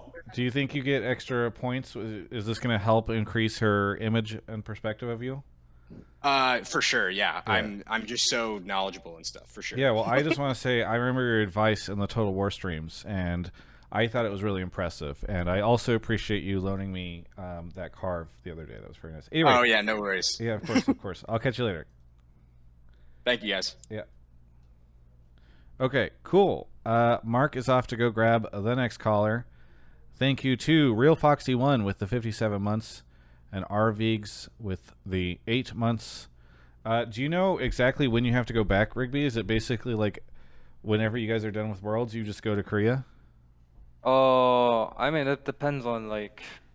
So basically after Worlds, I'm just gonna be. I have to go back by January, at the latest. Okay. But Well, it's just safe to go back at December. yeah. Sad. Okay. Well, we got Michael here. Michael, where are you calling from? Middle of nowhere, Utah. Middle of nowhere, Utah. I'm going to be going to Utah for a event in November. What do you want to talk about on the show? Summit? No, it is Dragonsteel Con, which is taking place in Salt Lake City. I think the summit is also, it's like Brandon Sanderson, right? Yes, but I don't think it's called the Summit. So. Maybe I'll see you there. They're doing a magic event there. Oh wait, isn't that? Oh, in I Vegas? bet Brandon would go to the Magic event too. He's a big nerd. He's hosting the magic event. Oh. Wow. Okay. Yeah, so maybe I'll see you there. Wait, like, I an need to autograph. look this up because I had no idea that he hasn't like promoted it or anything. Yeah, he's unveiling his vintage cube, if anybody knows what that means. I mean, I've been playing Magic Yeah. a little bit lately, so it'd be kind of fun to go to this. Anyway, On his live streams, he's always talking about his cube, about like all the weird bullshit he put in it. yeah. Dude, I'm so excited. I'll see you there probably. Okay. What kind yeah. of cube is that? I What need to theme? figure this sorry. out. No, it's all good. What were you gonna say, Peter? I was like, what's the theme of the cube? It's a vintage cube. No, but I mean, you said spice. Okay, never mind. Let's go. Was to it the a thing. Sorry. pun, or are you saying because like I can say that like I've heard him talk about it. He has a bunch of like the old like he has a Alpha Black Lotus, I think. Maybe not Holy in there, moly. but like he's like a baller, you know. So he has like bought every OP card ever and like put in a bunch of like weird BS. I'm pretty sure into the cube Yeah, to sure, just be sure, like sure. insane. Yeah, the winner of the tournament is actually getting an unlimited Black Lotus. I'm pulling it up right now on stream. I've been playing Magic Drafts. I'm very bad, but I wonder if I could convince some of my friends to go to this. I'm It's put gonna him be in front of amazing, for Rigby sure. 'cause he's not here. That looks like Justin Timberlake, whoever that other guy is. Yeah, I know yeah, it's a not little bit. Justin Timberlake, but he looks like a slightly. Yeah, I need Discount to look into this. I have JT. no idea. It is November. It's November 11th. Do I have to change my flights now because I just booked flights and hotel? Okay. Well, maybe I need to do that right after this because whatever. Anyway, okay. So, what is your take, Michael? I'm calling to talk about the amazing broadcast we had on Saturday. Oh, okay. Which broadcast was that? It was the pool party event where we Oh, got the to see LCS Mark put on broadcast. his Oh, okay. I thought fake maybe spray like tan. you really enjoyed Peter's co-stream or something. Okay, so what did you? Well, okay, let's talk about it. What did you like about the broadcast, or why is this your take? So I think the biggest takeaway is that for the first time ever watching LCS, I, as an at-home viewer, actually felt like involved with the on-scene event. In what way? Like I actually felt like I was there. You know, going outside with Dash and Contracts to see him dunk Raz, and like watching the audience interact with Kobe and Freak as they were like batting Poros away from the stage. It brought like an atmosphere that the regular broadcast doesn't usually bring, I think. Yes. Fun, Peter, you might say. Peter and Rigby, how did you guys enjoy watching the broadcast from home? Oh shit, I forgot. I was like, this is great because we can ask a team's perspective on like a more goofy, fun day. Yes, and yes. you guys weren't here. Oh fuck, I into this question. This was people might think I pulled this to like, praise the broadcaster, but I pulled it so I could get like a team's perspective, and now it's just fucking useless. I'm so dumb. Rigby, did you catch any of the Saturday broadcast at all? Yeah, I mean, Danny was with me while we were like prepping for the match, and then we were like, fuck ourselves. We don't want to play in office, but we get to miss that. Like, I've been talking with my players from time to time that like, why do we go to stage always so late that we always like miss the tailgates? But I mean, it seems entertaining, and then it seems to have like a lot of fun. Definitely something that you don't get to see in LCK. So it would have been good if we were there actually. Actually, that is a really good point. That this is something that is, and I'm not sure if LCS gets enough credit for it, that like Mark Zimmerman deciding to illegally use a barbecue in the parking lot in 2015 with Josh Kim and a CRT television that they'd play Smash on has now evolved into something that I think is fairly unique to the LCS across all the different regions, which are the tailgates. And obviously they were on pause for 2 years, but I think maybe we deserve some credit for that, right? It's a deep lore cut that I decided that I wanted to tailgate, and so I brought a grill, and they were like, well, you probably shouldn't set something on fire in the parking lot. And I'm like, well, I'm gonna do it, and you can kick me out when that happens. I think they had to get like the fire marshal involved at one point in time. Yeah, they got the fire marshal to like approve it, and that's when it got more official. Because then they started like to the LCS credit, they under the table started supporting us once I didn't get like hard shit on by the fire marshal the first time. Yeah. So then they started having like a bit of a generator set up and like running cables for us to like plug our CRT in and stuff. And then we had music, and like it was very grassroots, and then it kind of grew into like an official thing. Yeah, they'd bring the camera out, and it would just be you guys sitting at like in your little corner, these little fold-out things. I probably could go rustle up on like Facebook. I have to find my login because I barely use it. But like the event invites in like 2015 or 2016, I forget when, to like go, because you guys would send these out to people in the space and be like, oh yeah, come to tailgate. And now it's become like a thing. So yeah, I really enjoyed it. I thought it was really cool to see a decent amount of the teams participate. It's a little disappointing. I think of the top teams, 100T is the only one that hasn't been showing up lately. I gotta say, if anybody hears anything about 100T trying to sell their spot, let me know, because like they've stopped uploading, for what I could tell, League esports content to any of their stuff, and they don't show up for tailgate or anything. It's hard to feel like they care as much about their team these days compared to a lot of the top teams. I mean, obviously they do. There's a lot of bottom teams that don't do much better, but somebody raised that question with me today, and I was like, actually, it's kind of a fair point. I don't see 100T anymore doing anything. Like 100 Thieves, like at least they were the only like top 3 team that was on the venue at that day, no? Like TL and V played from office, so maybe that's their tailgate. Their tailgate was being there. Yeah, having the players play on stage, like that's the biggest thing, no? Yeah, that's a very good point. I didn't even think about that, Rigby. Thank you. They're so involved. Yes. They showed up. Pool party, we're at the LCS. So you mentioned that some of the players like would actually want to do something like that. I think it's something that, at least for me, I never know if pro players like want to do more stuff or not, because I understand that they're very busy and some of the stuff might be like a little cringe to them, or they might not, maybe we rub them the wrong way with one of our pieces, which fair enough. But like, like I would love to always involve more players in like goofy shit. And it's just sometimes like I feel bad asking them. You guys should do like a feature fun video with like Vulcan. I think that would be really cool, Mark. Oh my God, dude, get out of here. I hate you. I need to get your guys' opinion on if the event itself was the reason for Saturday's unusually high viewership. No, drops were definitely the reason for Saturday's unusually high viewership. There was I didn't realize this, but there was a YouTube video from, I think, an Australian content creator that got 300,000 views. That was like, here's how to get skins tomorrow for free, pool party skins for free. And then all those people showed up, and then they all showed up in the Twitter DMs being like, I can't believe I stayed out till 4 a.m. and all I got was this emote. Yeah, I was thinking that might have been the reason. I have such a good story about this, Travis, for off camera. We'll go on a walk this week and talk about this. Wow. That's, But, you can't like, share it? I got the deets. I got the dirt. I definitely can't share it here. Is it? And what I'm about to say, what was that? What were you saying? What I'm about to say now is unrelated to that dirt or like Okay. any behind the scenes stuff. This is just Sure. my own personal speculation.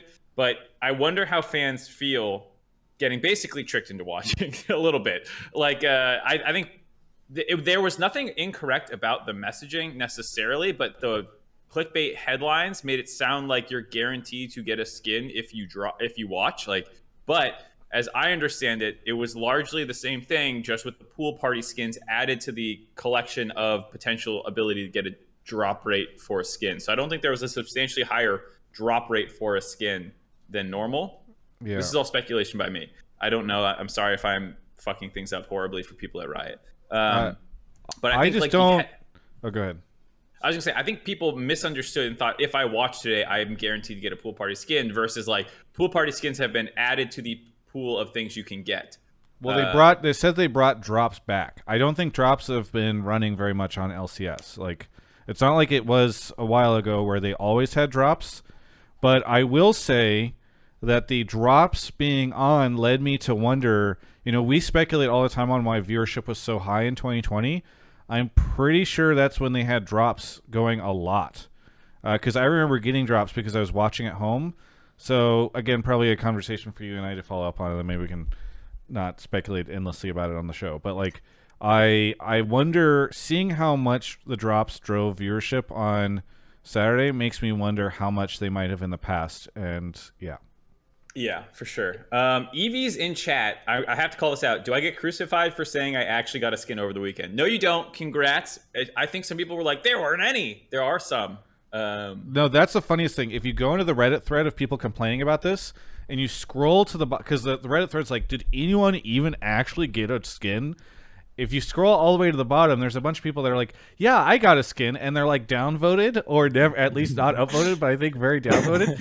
And then the top ones are all like, no, I didn't. And so you go into that Reddit thread and you just have this idea that like nobody got any drops, but it's because the people who did are all getting shoved to the bottom, which is actually hilarious. And it just, yeah. So were drops enabled on Sunday as well? No.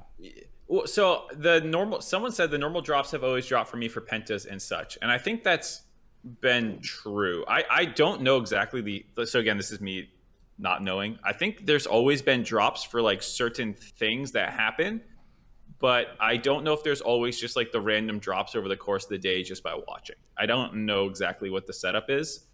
Ophir also said I've been getting drops all year, so Oh, really? I think this was just like heavily advertised that you're going to potentially get drops. And so that made a lot more people tune in, and they were not aware that it's not like it's just going to be a shower of drops. And in the actual post, it says you have a chance to get a skin, but people just saw pool party skins dropping on Saturday or something. Yeah, I thought that I'd heard people say drops are back, and certainly they don't ever advertise the fact that you get drops normally. So I don't know, but I don't have too much sympathy. I think it's very funny because there's a bunch of people that are like, I'm never watching LCS again. I'm like, okay, you probably weren't watching in the first place, but not to say that it's good when people have like a bad experience, but I'm also just, I care a lot less about it. Final thing I'll say, the relationship that you care about is how many bridges you burn for people who are potential viewers that you now make hate your product versus when you pair it with this extra fun day that is an event that I think we did a pretty good job on to toot our own horn a little bit.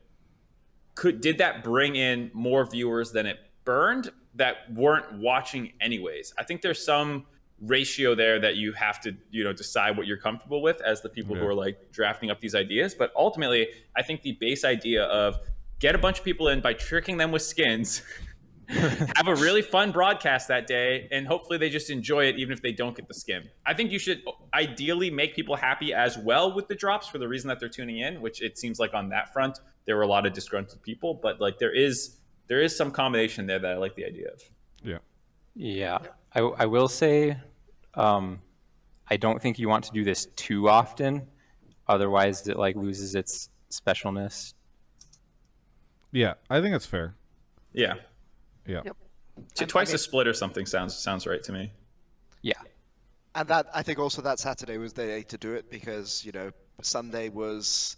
I'm sure viewership was hit on Sunday, as Andrew said in the chat. That they had the what's it called, the tiebreaker thing. LEC, yeah.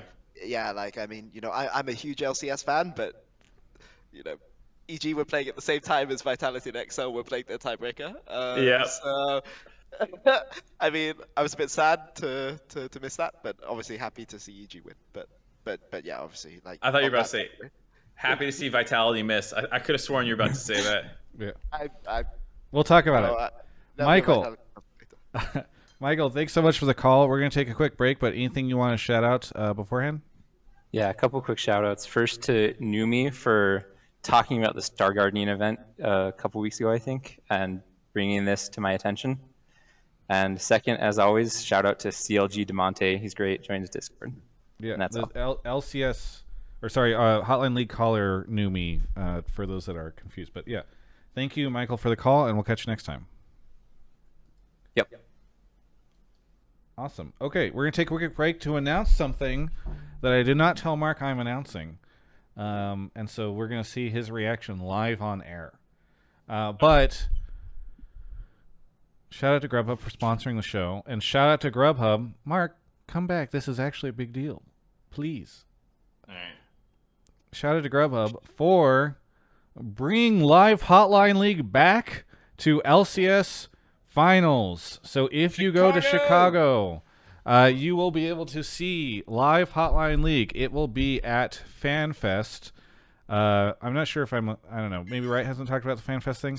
But you guys know there's always FanFest. Anyway, the whole point is Saturday morning before the what is it? Losers bracket finals is the way winners whatever. Saturday, yeah. Saturday, yes. And the same time we did it on the same time slot as we did it on Saturday, we will be doing that with Grubhub. So if you are going, please make sure that you take advantage of that. It is a good reason to go on Saturday. If you guys are like less hypey about the Saturday stuff, maybe you can come and watch live Hotline League. We're talking to them about also making sure there's some more seating and stuff like that. So hopefully there's a little bit more space for the audience because so many of you guys showed up last time. It was really cool. But yeah, we are doing this again with Grubhub. So if you are going to LCS Finals, please be sure to turn up because I think part of the reason we're getting to do this again was that Grubhub was really impressed with how many of you guys showed up and came on stage and asked your questions and did all this really cool stuff. So I am very excited about the fact that they are doing this. I'm going to try to bully Mark into bullying Riot into making sure he can be on for more than an hour this time. And yeah, it should be very cool. So thank you to Grubhub for making that happen. No information yet on the guests, but yes, please thank Grubhub about this because it's really cool that they're doing it. And in the same way that they are delivering the show to you guys in Chicago, they're also giving you free delivery this week with code TGFD, as in free delivery, TG free delivery, TGFD. August 15th through August 21st. Use that code, and from August 15th to August 21st, use code TGFD to get free delivery on your Grubhub order. This is for the first 300 delivery orders. So I'll go ahead and put that in the chat so that you guys can get it. Thank you. Numi's already spamming it, but thank you for the free delivery. Wait, when is it? And the first 300 you said? It's first 300. It is between August 15th and August 21st. So you have from today until. Oh, I'm gonna tap that out Sunday. just by myself. Yes. Yeah. Do it. Anyway, thank you to Grubhub for making that happen. All right, we're back with our guests. Mark, you want to go grab the next caller? Or he already is grabbing the next caller. Perfect. How are you doing, Peter Dun? I noticed you have a really big Vulcan hater in your Do we? Discord, yeah. In the Discord. Not in the chat? No. Okay. Well, I will see. Is it Pleb Topics? What channel is it? It's fine. It's fine. It's fine. It's I'm not really going to get rid of them. I'm just curious what this is. he posts like every few lines. Okay. Well, I'll go investigate later on. Either way, we've got Arsh here. Arsh, where are you calling from? SF, almost in LA in 1 week, and then I go see LCS. Very fun. Nice. You are, I believe, a noted Dignitas fan across many social media platforms, correct? Well, I'm an intern, so contractually, I suppose. Oh, okay, great. Contractually a fan, but I do really like our team, even though people, whatever. I do. But really you're like open to being contractually a fan of other teams too, Yes. like Yeah, GG. I mean, in the like- future, I could be contract. Listen, I'm an agent for hire, as they say, a fan Gotcha. for hire. Gotcha. Okay. What do you want to talk about on the show? So my take was actually based off of Peter's, like, he tweeted out the All Pro thing earlier, and I was going back and forth on this. But I said Toucouille is #1 mid in the LCS. I was back and forth on it, but I think I'm solidly that Toucouille is the best mid in the LCS. Over Jojo. I had JoJo above before when I mentioned it to you, and then I thought about it more, and I looked at more stats, and then I think JoJo is second. Wow. Okay. Wait, when did you mention this to Peter? Well, he was replying to a lot of tweets under his All Pro thing, and Okay. actually had some pretty decent. Do you know that all 3 Rookie of the Year candidates are arguably top 1 in their role? JoJo, Toucouille, Berserker. I don't know. I just thought that was insane. I was freaking out about it earlier. Wow, that is actually really crazy. Like, wow. because I mean, in LEC, okay, not to like insult Zlatan or whatever, but in LEC, this award is a joke. Like, Zlatan got it in spring. Like, nobody cares about this award in LEC, but the fact that it's like Berserker, Toucouille, JoJo are arguably #1 in their role, and they're Rookie of the Year. Like, I think that's really insane. Says something about LCS at least. Why not Hoon? I mean, obviously Hoon in Hoon, time, but that's baby. like a given. You know what I mean? Also, he didn't play enough games. He probably doesn't qualify. But also, he played in Turkey and Korea. He's not a rookie. Oh, and also true, which I knew that.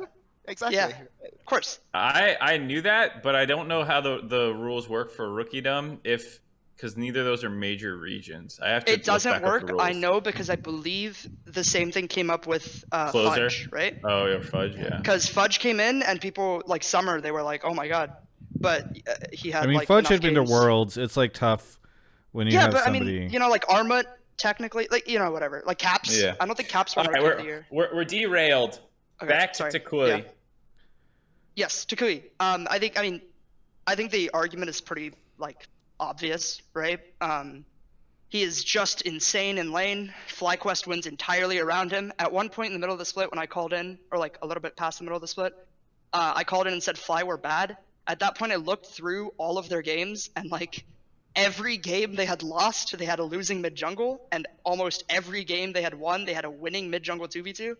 Like, I mean, I think it's pretty obvious, right? The argument that I'm making. I think Toucouille is the highest impact player on his team's outcomes in the LCS, and I think Toucouille is just actually like so good. I mean, he dominates lane versus every player. I don't think there's a single player in the LCS who can't be who has to be whatever, who can't be lax against him in lane. He pushes everyone in lane, and then late game he is a terror. I don't know. I think my argument's pretty obvious. I don't want to go too deep on stats. I mean, there's one mid that he struggles against, right? So, which is Jojo. So my perspective is a little bit off because I mean, I agree with you that he does well into all of the other mids, but literally every single time that Jojo's played against him, he's done really well with Inspired's help. I would counter that. Yeah, I think Inspired is a big part of that because I think Jose Deodo is good, but I don't think I think Inspired has for the last 2 years, Inspired has been. Finally, best someone junglers in the says it. West. JoJo's just riding Inspired's coattails. So if I had true. a 10-kill Vi, I could carry a game versus C9, dude. Real. Yeah, put me in there. JoJo bad. I've been saying that. Honestly, I mean, JoJo's not even on Peter Dun's top 3 All-Pro list. And, he can't put EG players, but if you think about it, he's not even there. Yeah, we don't know if he's not putting him there because he can't or because he he's won't. Probably fourth. Yeah. Fourth. That's actually the real benefit. Not that a coach can't rig it for his players, but he doesn't have to Just throw so a them under coach the can't bus. flame their players. Yeah. That's a very Rigby's good like, point. oh, Danny, Johnson's better. Like, Okay, so This is okay. This is very fascinating and a very good conversation to be having, I think. Mark, how screwed is it? Like, obviously, you can have an MVP on a team that is doing, or sorry, a rookie on a team that's doing very well. Like, how hard can Toucouille carry FlyQuest versus how much is JoJo carrying EG is like an interesting dynamic here, because like JoJo will probably win rookie, I would imagine, but is it just Toucouille got unlucky because he's on Fly and so it's much harder for him to look good now? I mean, he's third in the rankings too for me, even behind Berserker. I'd probably put Berserker over him as well. So it's a tough rookie class, man. Sometimes the rookie of the split feels like a fucking joke, and sometimes it's like this where there's 3 people who in another year could win. So a bit unlucky. I also will say that I don't quite agree. As much as I love Toucouille, I feel like a little overhyped. I feel like there was this really nice feel-good narrative in the middle of the split when he was overhyped. I see Peter reacting. Overhyped depending on what you're listening to. Exactly. Because exactly. Yeah, that's. I feel like he is really good, and I don't want to make it sound like I'm saying he's not good, but with the feel-good narrative that went on, he had a couple of pop-off performances in a row. I feel like he also has these games that you're talking about, Arsh, where like the mid-jungle combination maybe isn't good, and he kind of becomes a little bit invisible. And there's been some games where I felt like he wasn't there, and even like the stats argument that you're making doesn't even ring true really to me. Like he's, not that high up in CSD at 15. There's a lot of other people above him. He's a roaming player, to be fair. I was gonna bring up his one weakness. I think because you're right that like in games when they don't have a winning 2v2, he looks invisible. I think the reason for that is because every time FlyQuest drafts a losing 2v2, they play it like it's a winning 2v2. So Toucouille is like forced to play that way. And like, I mean, if you look at, I just pulled this up, damage percent post 15 minutes is 4 bottom mid laners. And then it's like reverse order of rankings. It's literally PoE, Palafox, Blue, Ablaze Olive, and then like Toucouille Maple, Maple's lower than you'd expect. But whatever, right? Like it's reverse rankings, and Toucouille is accounting for more of the team's damage than you would expect on a top team. Because the ADC is not doing as much. It also depends on champion pool. Like PoE spams control mages, so like you're just gonna get more damage than the guy who's playing Silas or whatever to roam around the map or something. Silas is caps, baby. Mark, your anyways, analyst my point is, go ahead. Is that I don't know if he'll break top 3 for me. I actually feel like it's very hard. Even like Palafox is someone who I've been pushing a little bit more recently. I feel like he's slept on a little bit. Very much for the same reason that you just mentioned about the roaming thing. Like his CSD is negative, but he's second in the league at goal difference at 15 because he just runs around the map and makes shit happen. He leads the league in kills at 15 for mid laners. He is incredibly proactive. I think he works really well with contracts. And I don't know for sure if he's going on my ballot right now. I have to actually do it. But I feel like mid lane is actually so fucking hard to do this year. I feel like top lane's a joke. And some of the other positions are a joke. Oh my God. I agree with you so hard.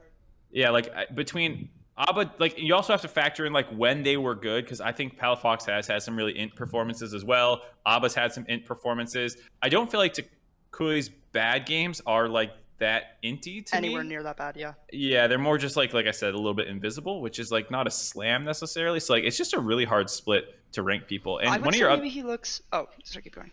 The final thing I was gonna say is I feel like people hate TL right now, so Bjergsen's getting crapped on a little bit, but he Yes! He's going on my all pro. Oh my He's actually God, fucking Mark. good. Oh, you're so based. I don't All do you know right, what all that right. means? I know you're old, but No. Oh my God, shut the fuck up. I know. Jesus. What I've is been on the internet happening? in the last 12 months. Oh my God. All right. Okay. So by the way, I don't think it's 12 months. I feel like that's 12 years. Base has been around. Well, Base- Base when we were kids. Yeah, Base I know. is fucking old, and then the Zoomers brought it back. I know. That's the thing that's hilarious. Yeah. Before I throw it to Rigby to get his take on Toucouille in general and all that stuff, obviously maybe avoiding the JoJo stuff, I just want to shout out that Mark's analyst desk is actively flaming him in chat for this. Dash very upset about this in chat, and then Raz says Mark going after Toucouille after he loses the FlyQuest habanero bet. So it seems like there's a lot of people that are not a He's fan. not of- even a top 6 mid laner. Oh boy. Okay. So Rigby, what are your thoughts on Toucouille as a mid laner? So like I'll just like give you guys my take, okay? So Yeah. first of all, I mean if you know the game, it's like pain in the ass to be not able to pick like EG player, honestly, on the first slot. Because not just because they're good, like everyone knows that each and every individual players are like just generally like top level, right? But the amount of development that they have gone through from spring split to summer split is insane. And then I'll talk about like especially mid lane, okay? So what I think are the 3 candidates for all pro mid are Jojo, Toucouille, Bjergsen. It doesn't have to do with the order, okay? Toucouille, I think like I'm probably gonna vote for Toucouille, not because he's like the best mid out of all 3, but he has like the most explosive like carry potential, which means that like FlyQuest is definitely not like a top 2, like top 3 team, right? And then having like a carrying source like Toucouille is like a really big threat that they can like pose to an enemy team. That's why I value him high. But he's never gonna work on international stage. He can't shit on Xiaohu like that. He can't shit on Faker like that. He can't shit on no one like that. Honestly, at this level. Maybe different in the future, but not this level. Okay? And then for Bjergsen, I really value him high because I don't remember a game that has been like the primary reason for his team losing, honestly. Yep. And then being able to be consistent for that much amount of time, even with the break, is kind of like really impressive. And then finally it's Jojo, right? And then I don't know, like people like the raw stats a lot, but honestly, if you look at spring stats and then summer stats, the biggest difference is the vision control that Jojo is taking part of. So in spring split, everyone basically knew that Jojo was shitting on everyone when he focuses on lane. If he wants to win lane, that's just so easy for him. He can gap the CS pretty well, he can gap the EXP pretty well, and then he can get solo kills pretty well, right? But in terms of summer split, like it's from like the knowledge that he got from like MSI. The greatest mid laners in the world are already good in lane, but they don't focus on lane because winning lane is not how you win the game. The way you win the game is to move around the map and then shifting like emphasis on different parts of the map so that your team can snowball, right? And then what Jojo's been doing is that his laning stats definitely didn't decline that much. Honestly, he's pretty much like, except for CS, which I don't give a fuck. Like CS doesn't matter unless you farm like Chovy, honestly. If it's Chovy level, then he has like 2 core on second Drake. That's like I have so insane. many things to say about Chovy. Chovy is so But Rigby, finish, apart yeah. from that, like no one gaps CS that hard to be like that impactful that early. So CS doesn't really fucking matter. But having lane prio while being able to do vision control, and then this is what I promote, what Jojo promotes, and then this is the only reason that I see like Jojo is the only one that can be successful mid laner in like North American scene. It's like the only option. Like no one cares about the things that he's working on, he's trying to improve. And then like if you say like Toucouille, Bjergsen are all pro, it's just like a fan vote. You don't know the game. You don't know how to win the game. Or you're just stuck in LCS for too much. You just see like how LCS wins game, which is pretty boosted on it. I'm not gonna lie. That's fair. I agree. Rigby, you said something that I agreed with until literally yesterday, which is like Bjergsen hasn't really lost his team the game. Did you watch the TL 100 Thieves game? Maybe it is just worse in my mind, but did you watch that one? Oh yeah, I mean, like that game was like flipped on like boss side, right? When Talia drew a wall and like those type of things, like. But like, isn't the problem there like Skarner only ulting Gwen throughout the whole game when Senna Seraphine is like always open too? I think I haven't rewatched it yet. That's the problem. Like you have like easy executions. Like Skarner has R with some of the carries with no flash, and then you go for Gwen, which is like also possible to kill, but like hardest to kill at the same time, right?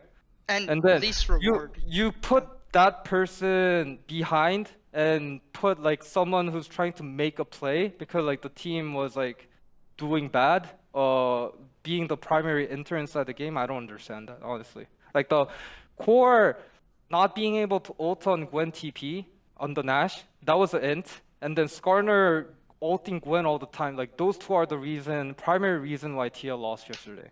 And then Okay. Bjergsen doing the shuffle is because like his teammates are not being good. That's what I Perfect. think. I feel like I'm gonna have to do a blame game about that game. So now I'm just gonna clip out what you said and pretend And I just said use it. that's the whole blame game. Yeah. There you go. Thank you. Rigby, No we can't stretch this call too much longer, but you gave the 3 people that you want to vote for. Did you know you can't vote for Jojo Pyun? I didn't. Okay, so Yeah, you can't I didn't. you can't vote for your own players.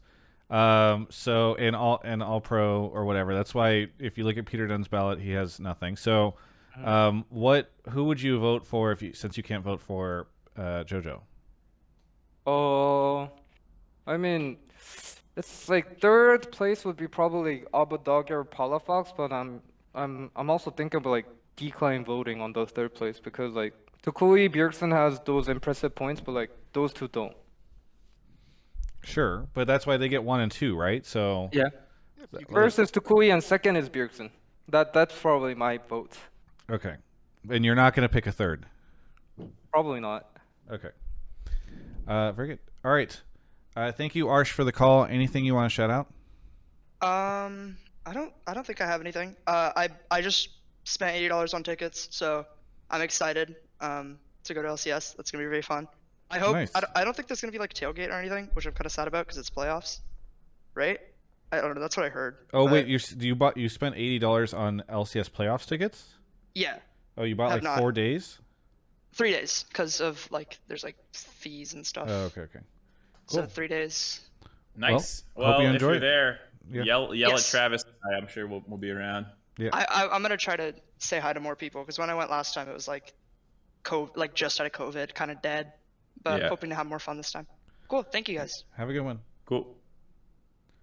I really hope that we have you guys play either 100 Thieves or CLG, and I can use the locker room material of like, EG's head coach was so unimpressed by Abadaga or Palafox, he declined to vote for them on All Pro. I mean, there's a lot of stuff you guys can use from the broadcast that Rigby said here. It's just tough because Rigby's video isn't on, but you could normally, like, you could use his lines about ThinkCard and having worked with ThinkCard and not being impressed. You could use all sorts of stuff. It's The great. chokers. Oh god, you know how like choker stuff. on news broadcasts they do like the voice wave thing, you know, and Yeah, they just yeah, put yeah. the transcript next to it. I'm Yes. absolutely gonna. Yes. All right. Anyway, we want to go. Mark is off to grab the next caller. Let's see. What do we got here? We got thank you to Basil Bobs, Crayon295, and Kylo Zen for the subs. Kylo Zen at 30 months. Stepbro is here. Stepbro, where are you calling Wait, from? no, say the whole name. Stepbro is here. Stepbro, where are you calling from? Hung Stepbro is calling from Cleveland, Ohio. We have sponsors on this show. What do you want to say? What do you want to talk about on the show tonight? I want to talk about how super teams are probably the most overrated, and it actually is a harm for most growth in the LCS, LEC, and that's really it. I have examples if you want me to go into it. Sure. Just don't spend too much time on it, but give us some quick examples. Alliance and Elements failed. SKT won in 2016 failed. RNG failed in 2018 with the super team, and also G2 did pretty decent for a while, and then most recently Vitality didn't even make playoffs as a super team. And I don't think TL will actually even make it to Worlds because they just have way too many different mindsets on how to play the game, and that's the same thing with Cloud9 as well. I don't think they'll make it either. Why do you think that they have a detriment? It's a detriment to the team, and it doesn't allow growth within the league and within each other because they're already set in their ways, because super teams are always based off of all these veterans coming together and having one mindset, and that is way too difficult for any coach or team to even be able to do. I think it's kind of funny to see when a super team comes along, you know they're never going to win. All right. are there good examples of super teams doing well? I think G2. I mean, Caps. G2. Yeah, Caps Burks. I feel like there's been. It's one of those things where it's hard to name them like right in the moment. I'm sure there's been some LCK ones. Double Lift Core maybe. JJ. TL.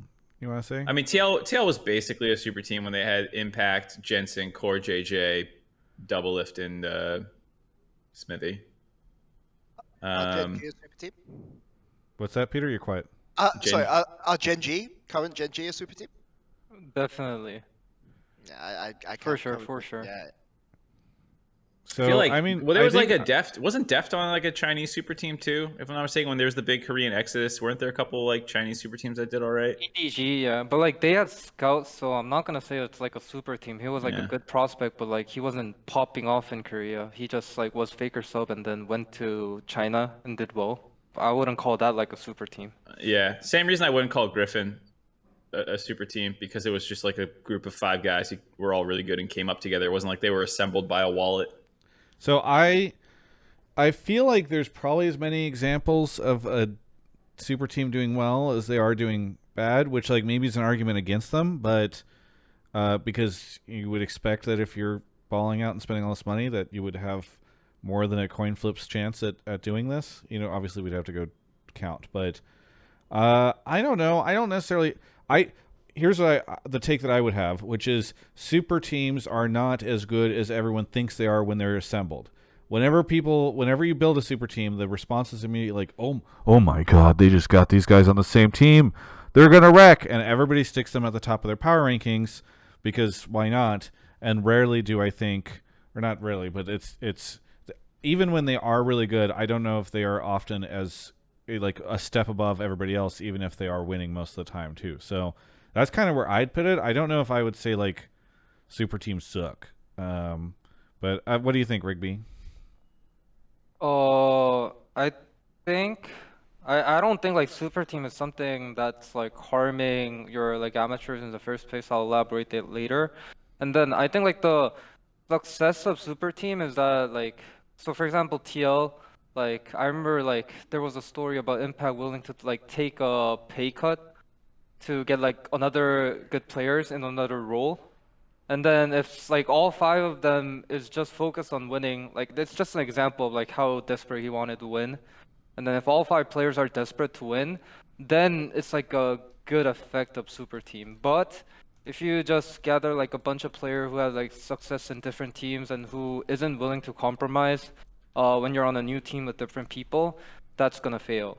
And then I like when I was in Africa Freaks last year, I suffered like a big failure, and then the biggest reason was that like there were too many people playing by their win conditions, how they used to win the game, and then not trying to like give up their points for another point, because that might hurt their performance in general. Like players are obviously like scared if they play differently, they might get bad because they're not used to it. And then like those are the parts that might hurt the super teams that are underperforming. So yeah, that's my take on super team. But like for KT, like I heard like all 5 players when it was like a super team, they all really wanted to win. They failed their first year, but second year they just lost to IG, which is probably like one of the best team that have ever played the league, right? Yep. So I think there's definitely like good effects of like super team, like Gen G too, like this year. Ruler is so like dire to win, so they managed to get like a trade-off for Peanut and BDD, and then Ruler's ambition to win motivate like Chovy, Lee Hens too, and then they're really popping off right now. I personally think that like Gen G is currently like the best team in the world, so there are success that super teams can have, and then that's something that makes a lot of fans interested, because they have like all their favorite players on the same team that they can cheer for throughout the whole year, right? And then there's like some side effects of the super team. If the players are not like desperate to win, but they just like played well, so they go on the same team, and then they aren't willing to compromise or something like that. All right, Peter Dun, what do you think of Vitality not making playoffs? Well, let's talk about super teams first. So why do super teams struggle? Number one, hunger, right? Like when you have a lot of successful, when you've had a lot of success in your career, and you have to keep pushing yourself, because if you don't keep pushing yourself, you eventually get outscaled by the new players who are coming up, right? And this is something which makes Impact really, really almost like a unicorn in the scene, that he's so hungry to keep winning, even after like a decade playing at the top level. He still grinds Champions Queue, he still plays like crazy, he still really, really wants to win, and that's, you know, that desire to win falls off over time, and that is, you can see that happen a lot in super teams. Number two, accountability, right? So super teams, always people power rank them really highly. Who gets the blame when that super team goes to shit, right? Like, and I think that in the West, there's a big reason why G2 were successful, right? Which is that when things went badly, what did they do? There's two things that they did. Number one, Grabs went out and like was the guy who said, "Oh, it's all on me." Number two, they did the stupid meme, "Oh, you know, G2 aren't taking this game seriously, so like they're not winning, right?" So they were very smart in deflecting responsibility and deflecting accountability when the team does badly. Whereas a lot of super teams, when things start to go wrong from the outside, you know, you have a lot of fans watching. They all have their favorite players. They all start to blame each other, you know, and then there's a slippery slope which just goes into the bottom, right? A third thing is the playstyle, right? Like sometimes super teams, you just play like Football Manager or something, you know, and you get people with all the higher stats and just hope that they win when playstyles aren't complementary, right? Like, and I think those are the reasons why super teams fail, right? So we want to look at Vitality. Let's look at the situation with Vitality. Who is coming out and accepting any responsibility for Vitality? Have you heard a single member of their coaching staff come out and defend their players? Do you hear Labrov coming out on stage and saying, look, I fucked up in this game, or Kazi, or anybody? Nobody comes out and says that. And Kazi, like when Kazi was on Mad Lions, he would always do it. Like he had a bad game, you just go and say, "Oh, it doesn't matter," right? Like because he knows that the team backs him, he knows that the team will support him, he knows that the fan base, like people will come out. It's the same sort of thing with Arome. Like I came on a show like this with you guys like many years ago, where Arome was going through a rough patch. What's the first thing that happens? Arome says, "Okay, I messed up." Kazi comes and says, "I defend him," right? Sorry, did you guys hear all of that? Yeah. It's just you're a little quiet. Sorry. That's Okay, better. okay, right. So you have that, but you don't have that on Vitality. And like I know Kazi is willing to do that, right? But Vitality isn't. Like Vitality Kazi isn't willing to do it, but Mad Kazi was, right? Why is that? So think about that, right? Number two, compatible playstyles, right? You have a team that has Perks and Alfari on it, right? How is this team supposed to win games? Are you trying to win through team fighting? Or are you trying to win through 1v1? Fine. You want to win through team fighting? Why do you have one? Like I think Kazi is a really good team fighting AD carry. So why have you put a top laner with him who's really good in a 1v1 setup? Why don't you have a 1v1 AD carry? Like there's plenty of good 1v1 AD carries out there that you can use. But you've chosen to have bot lane, which is really good at team fighting, and top side, which is good at split pushing, right? So how does this team supposed to function? Then the other thing is fan base. So I don't know much about fan base, right? Like I don't know how Vitality fans are reacting to this, but it's really clear that in Spring Split, who was scapegoated for the failure? It was Selfmade, right? So you scapegoat Selfmade for your failure. Then in summer, nobody wants to accept responsibility because they don't want to be scapegoated. And then when things start to go wrong, nothing happens, right? Team falls to pieces. And like the reason I did that tweet about Golden Guardians and Vitality is not to like shit on Vitality or anything. It's just like the fact that Vitality are not in playoffs is unacceptable, right? It is unacceptable. Like, you know, if you believe what Jack said about C9 and Perks, right? Jack said that he lost no money on Perks at all, right? Which means that he recouped a significant transfer fee to get Perks back into Europe. I assume Alfari's transfer fee wasn't that much. Right, like to have a team like that and to not take account of what you need to do to protect your super team is unacceptable, right? It's that simple, and that's all I have to say on that. To throw 2 cents in here, I feel like super teams exist in a lot of sports, and I think one of the things that makes it initially more painful, but in the long run better in a lot of other situations, is that you have a ball. And like that sounds really troll to say, but like there's only one ball. And at the beginning, people are going to be like, I want the ball. And they're going to fight over it. But like if you get over the personalities, at some point you have to learn how to play without the ball. In League of Legends, there's not really of such a kinetic feedback of like, I'm not getting the things that I used to get when I was the star. Now what do I do? I think it's a lot. I was watching a video recently about experts, and like one of the most important thing about becoming an expert is direct feedback that is related to like the thing going on. And like you can pick your champion and you can slam lane and you can feel really good about the game and still lose, which is something that makes it hard to learn what I'm doing wrong.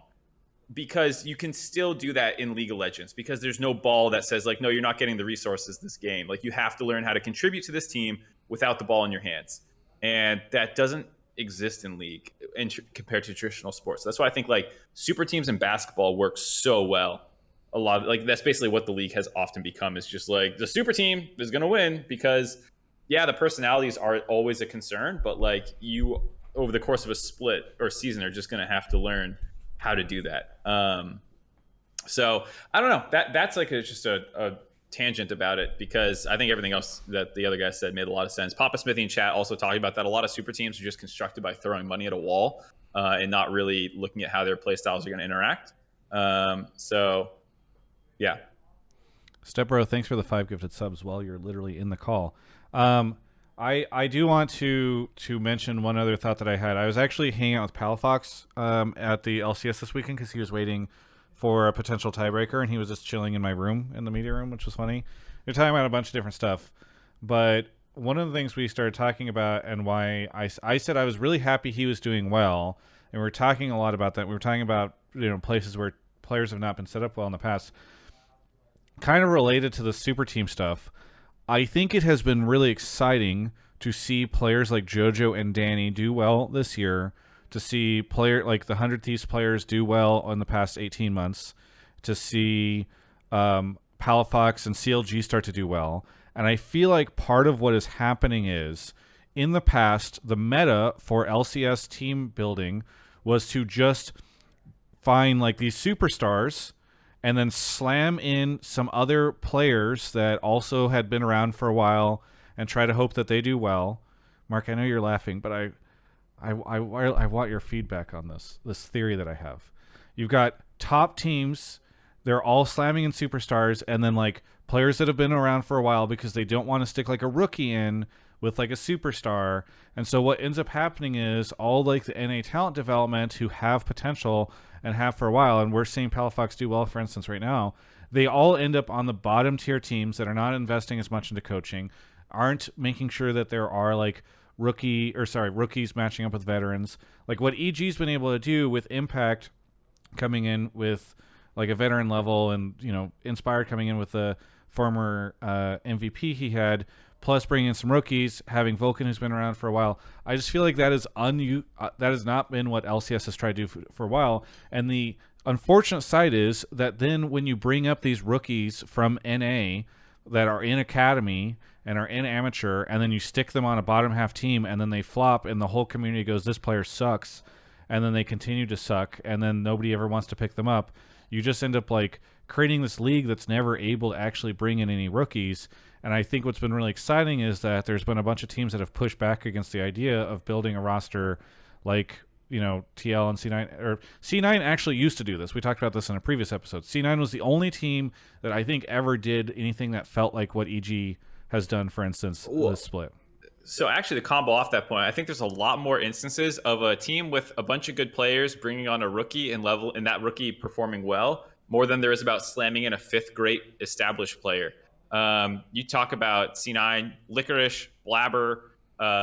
There's just so many to go over. Zazel, yeah, like Smoothie at points in time. Like there's a lot of players. C9 or TSM did it with oh my god, Biofrost, yeah. But even before that, they like Haunter was like not like a huge player when he joined for that run. Like on Gravity, he was respected, but like he wasn't this like god that people were associating him with. Same with Turtle, like way back in the day, like people respected him, but he was not a household name when he initially subbed in for Chaos or whatever. Like Stixay and Huhei, people are talking about for CLG. I think there's a lot of instances, and this is just an NA, like there's a lot more interest. Contracts is a good one as well, like where you bring in the young talented player and then the veterans are able to help shore up his weaknesses or play around him, and that person is willing to learn and is probably, if you have the right piece that you're putting in, more successful than just, again, slamming in a fifth player that's- that you sign that you think is God.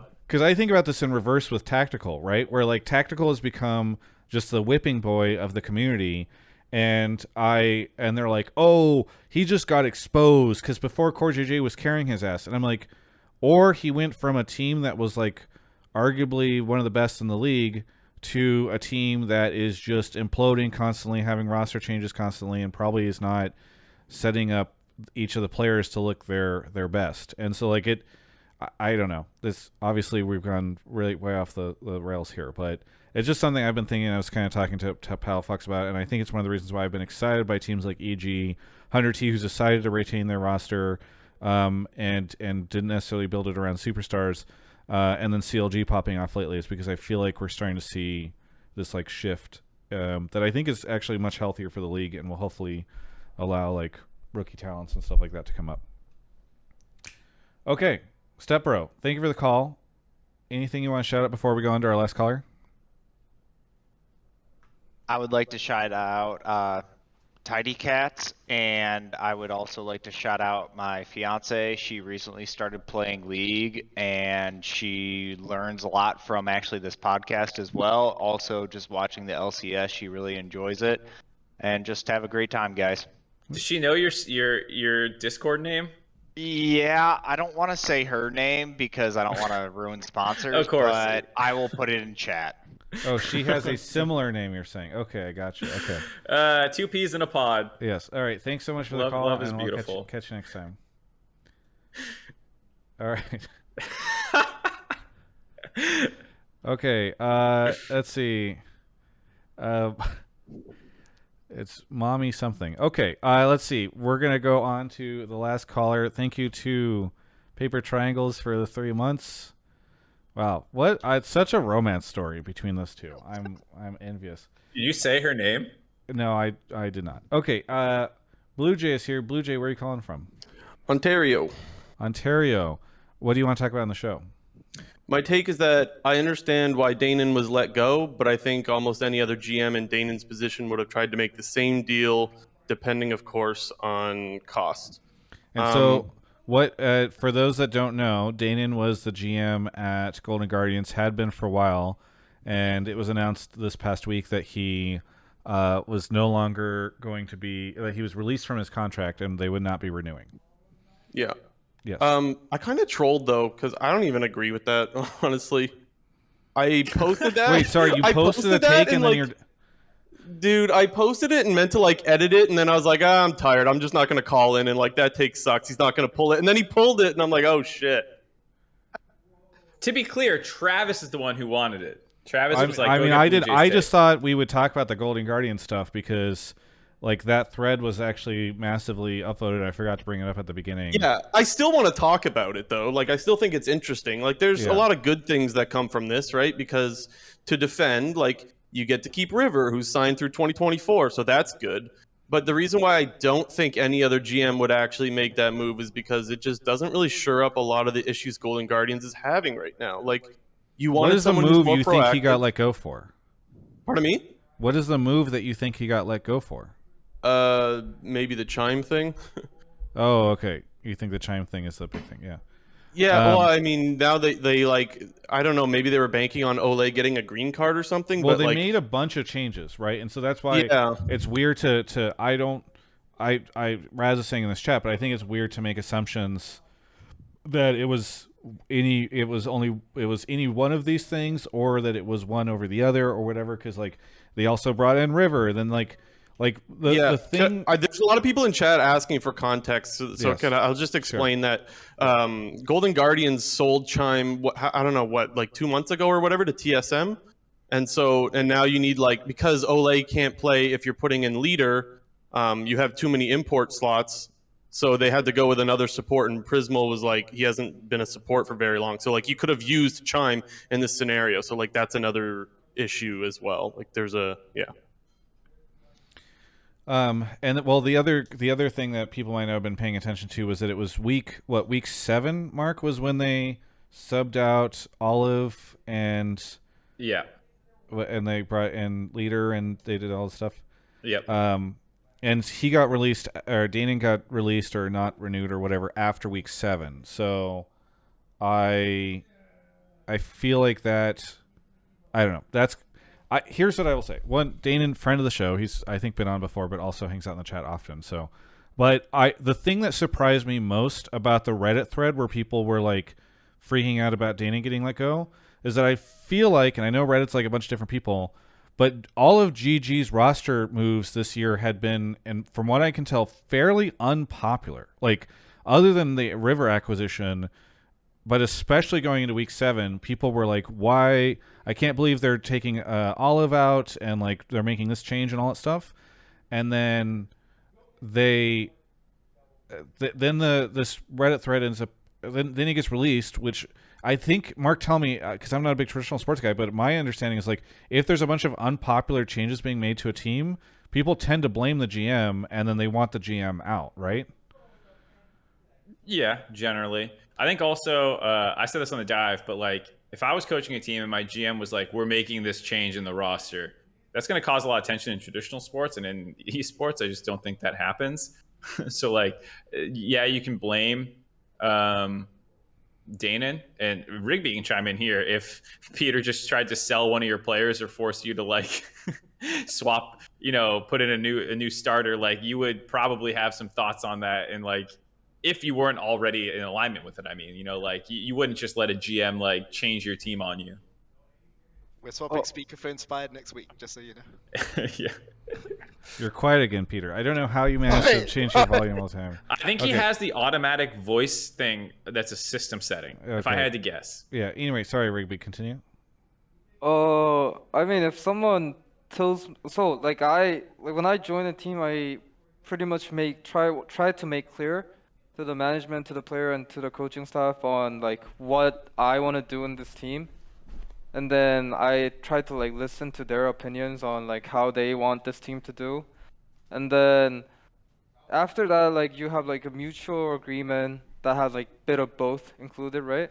And then I try to like stick on to that. And then on middle of that, if like anyone says something like swap this player or this player is gonna go out or something, I just have talk with whoever that brought that up, and will say, okay, if it doesn't fit the original commitment that I had, I would basically say, is the agreement that we had on the team goals still the same or not? And then if it's not, I'd just rather leave the team. Yeah, so my point, sorry, finish up. Yeah, it's just like CVA. Yeah, I feel like a lot of coaches, like the fact that these moves happen to me, I guess is the reason I asked Rigby about this, is because like my perspective is much the same way. Like, I don't think most esports orgs work where like the GM is just gonna like big dick the coach, and so obviously there's a lot of other people in this org signing off on these moves beyond Danan, and maybe he's the fall guy, maybe I don't know exactly what individual move it was, or if it was a combination of just not getting results this year. I don't know. Yeah, I just that was the weirdest thing to me. Is maybe you're right, Mark. Maybe this was more of a collaboration between the coaching staff and the GM. But if I was surprised that so many people were like, "Wow, can't believe GG let their GM going ahead of like off season kicking off for them in the next month or so, assuming they don't make Worlds." And I'm like, what? But general consensus has been that GG's roster stuff has been a shit show this whole year. So like, I was just surprised to see people have that reaction. So can I make just a counterpoint to this? So Yes. I was talking with some people who work in the scenes on this, but there's rumors of people selling spots and things like this in LCS. This making the change now suggests that this is not a team that is looking to sell, right? They are definitely not. I mentioned this on Hotline League like a week or so ago, but like they brought me into their giant facility that they are like not giant, but like a very considerable investment into building out a facility in LA. Like that's not something that you would do if you're looking to sell. But you're planning for 2023. If you've given up on this year, which it sounds like they have, even though they've made playoffs, then what do you want in place? You want your new staff in place the day that you're eliminated, so you can start scouting for 2023, right? So it suggests that them taking this move before means that they've already kind of given up on the season and they want to put themselves in the best position that they can possibly be in moving into next year, right? Which sounds, and to be clear, this isn't, I wasn't talking to anyone from Golden Guardians. I was just talking to some other people who know this kind of stuff better than me. But like this Yes. kind of thing suggests that this is the plan for Golden Guardians, right? Now, without knowing what went on behind the scenes, it's very hard for me to comment, right? Because, you know, maybe this is a scapegoat situation and, you know, 20 people agreed to this and just one guy has to take the fall. But what I will say from the Golden Guardians situation is it's very, very frustrating from the EG perspective, because what actually happened is... Oh boy, here we go. Here we go. I was wondering if we were going to get into this. I saw Arsh bring it up in chat. Yeah, Mark and I are going to fight you on this, Peter. Go ahead. Okay, but as a direct result of this, they put their LCS starter into a game against an amateur team. Who gives a fuck? What do you mean? Who gives a? Who gives a fuck, Peter Dun? The academy is not there to actually to give people trophies. It is there to develop talent. And it's secondary to the LCS. And if you, I think it is stupid that they moved Olive down into Academy, but I do not, like, if they felt like that was the best move for their team, I don't think that you should ever be like, well, let's fuck the LCS roster this week because Peter Dun might be unhappy that Blaze Olive is heading into Academy. Damn, I've activated Travis's trap card. But as a serious point, right? Like, obviously there's a system that is going on in place, and obviously if the rules allow for it, the rules allow for it, right? But you know, you have a Proving Grounds tournament, right, which is designed to showcase upcoming talent, and you allow something like this to go and happen in this kind of a system. Either the scheduling needs to change so it doesn't happen again, a rules change needs to happen so it doesn't happen again. But when you mess up something like this, right, when the rules allow for something like this to happen, and it does, you have just thrown away 5 like amateur players who don't have the opportunity, who haven't played LCS yet. You have thrown away their biggest opportunity to advertise themselves going into the trans window for next year, right? And like on that EG, you know, I think all of the guys on EGP are extremely talented, but you look at a player like Yukino, who's one of the most hyped players in amateur, and he doesn't get to play Proving Grounds because Golden Guardians can't sort their shit. Like, I mean, that for me is really, really, really frustrating, right? Like, and that's what angers me about it, right? Like, I don't care about competitive integrity situations, which they are here. What I care about is that something was allowed to happen in place that that damaged the career opportunities of 5 players that spent 3 months fighting hard to get their place. And that really frustrates me. Okay, so you guys can both be right here. No, Travis Mark, is right that... Mark, you fucking coward. We talked about this beforehand, and you're not going to back me up. No, you fucking this coward. This is my perspective. I say oh both my right. god, I'm gonna leak the fucking DMs. Let me find the goddamn I am DMs. the type of person who, you know, I am so down to be such a little shit and exploit every single thing I can. I'm the guy who canceled scrims on CLG once I realized that playing TSM and then beating CLG got us into Worlds for free. And I canceled scrims on them the day before they played their fucking championship match, and we swapped to warming up TSM. You know what? I'll do whatever grimy shit under the sun that's allowed. So in that sense, I'm 100% down for what Golden Guardians did. You know, like, I'm going to do what's best for me, motherfucker. But at the same time, I can understand Peter's point that, you know, you can make the system better so I can't get away with grimy stuff. I just think it's so weird. Like, the counter argument here, Peter, is like, what if making that change had actually worked? Like, you wouldn't be able to make that argument if that change had actually worked, because what if for Golden Guardians main roster, if it was like, oh, suddenly they went and won and then they made it into playoffs, the counter argument would be, by refusing to make the change to send somebody to Academy, then you're fucking over these 4 players who've been on the main roster of Golden Guardians and have been trying so hard for all year long, and now they can't make it into LCS because we have to make sure that we don't screw over Yukuno, who's like, I'm sure a great person, but I don't know. He's really funny. Oh man, they put Prismal, Leader, and River on the same roster. Like, I mean, okay. There's a world it could have worked. Sorry, Rigby. I mean, it's just like Peter is like head of coaching staff, right? So it is his job to defend all the negative situation that happens on our team. So it's like really reasonable for him to be like that mad. Like, that just shows how he cares for the, like, our prodigies, right? But like it's just generally this is a competition, and then they don't care if it's amateur, they don't care if it's pro, right? And then this shit can happen. The thing that happened to EGP can always happen to LCS too, right? Yep. Considering that, since Proving Ground is like a experience that it's kind of like a school that gets like the young amateur ready to be like professional players, then this is like good experience for them. It's something that they have to go through once they become pro, and then it's like an early experience. So I think it's just like valuable, regardless of it being like right or wrong, because you just have to adapt to it. That's the life of professional player at the end. That's true. Trust nobody. Nobody has your interests at heart. You're gonna get screwed over. No, but I mean, you're right. Like, I'm not being sarcastic. Like, I think this is actually a valuable lesson. I think Rigby's actually right here.